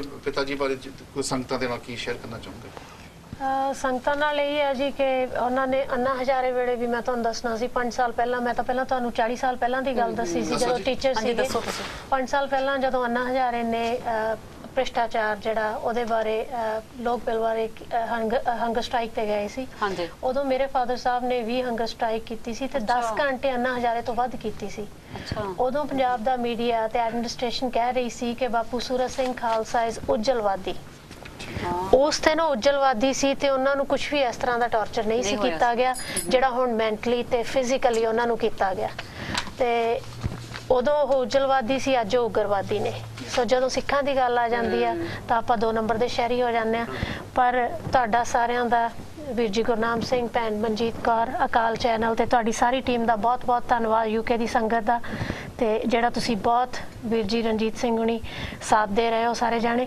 ਤੇ ਮੈਂ ਇਹ ਰਿਕੁਐਸਟ ਕਰੂੰਗੀ ਕਿ ਆਪਾਂ ਬਾਪੂ ਜੀ ਦੀ ਜਿਹੜੀ ਹੈਗੀ ਆ ਰਾਜਸੀ ਕੈਦੀਆਂ ਦੀ ਰਿਹਾਈ ਦੀ ਮੰਗ ਆ ਉਹ ਆਪਾਂ ਜਿਹੜੇ ਪਰਿਵਾਰਾਂ ਨੂੰ ਆਸ ਬੱਝੀ ਹੋਈ ਆ ਪਿਛਲੇ ਸਾਲਾਂ ਤੋਂ ਉਹ ਆਪਾਂ ਉਹਨਾਂ ਦੀ ਆਸ ਦਾ ਦੀਵਾ ਬੁਝਣ ਨਹੀਂ ਦੇਣਾ ਉਹਨਾਂ ਦੀ ਰਿਹਾਈ ਨੂੰ ਯਕੀਨਨ ਬਣਾਉਣਾ ਸੋ ਤੁਸੀਂ ਬਾਪੂ ਜੀ ਦੀ ਆਵਾਜ਼ ਨੂੰ ਹੁੰਗਾਰਾ ਦਿਓ ਸੰਘਰਸ਼ ਦੇ ਨਾਲ ਮਿਲ ਕੇ ਚੱਲੋ ਤਾਂ ਕਿ ਆਪਾਂ ਉਹਨਾਂ ਕੈਦੀਆਂ ਦੀ ਰਿਹਾਈ ਕਰ ਸਕੀਏ ਤੇ ਤੁਹਾਡਾ ਸਾਰਿਆਂ ਦਾ ਧੰਨਵਾਦ ਹੈ ਜੀ ਅਸੀਂ ਬਚਨ ਬੰਦੇ ਹਾਂ ਕਿਉਂਕਿ ਜੋ ਮਨੁੱਖਤਾ ਵਾਸਤੇ ਮੈਂ ਕਹਿੰਦਾ ਇੱਕ ਇਨਸਾਫ ਵਾਸਤੇ ਉਹ ਆਪਣੀ ਜਾਨ ਤਲੀ ਤੇ ਰੱਖੀ ਆ ਤੇ ਆਪਾਂ ਬਚਨਬੰਦ ਖਿਆਲ ਚੈਨਲ ਇਹ ਆਵਾਜ਼ ਨੂੰ ਆਪਾਂ ਬੁਲੰਦ ਰੱਖਾਂਗੇ ਸਾਡੇ ਕੋਲ ਸਮਾਂ ਬਹੁਤ ਰਾਜ ਕੌਣ ਸਿੰਘ ਜੀ ਲਾਸਟ 20 ਸੈਕਿੰਡ ਦੇ ਵਿੱਚ ਤੁਸੀਂ ਕੀ ਸਮਰੀ ਕੀ ਕਹਿਣਾ I just summarize as like let's create awareness amongst ourselves about the issue.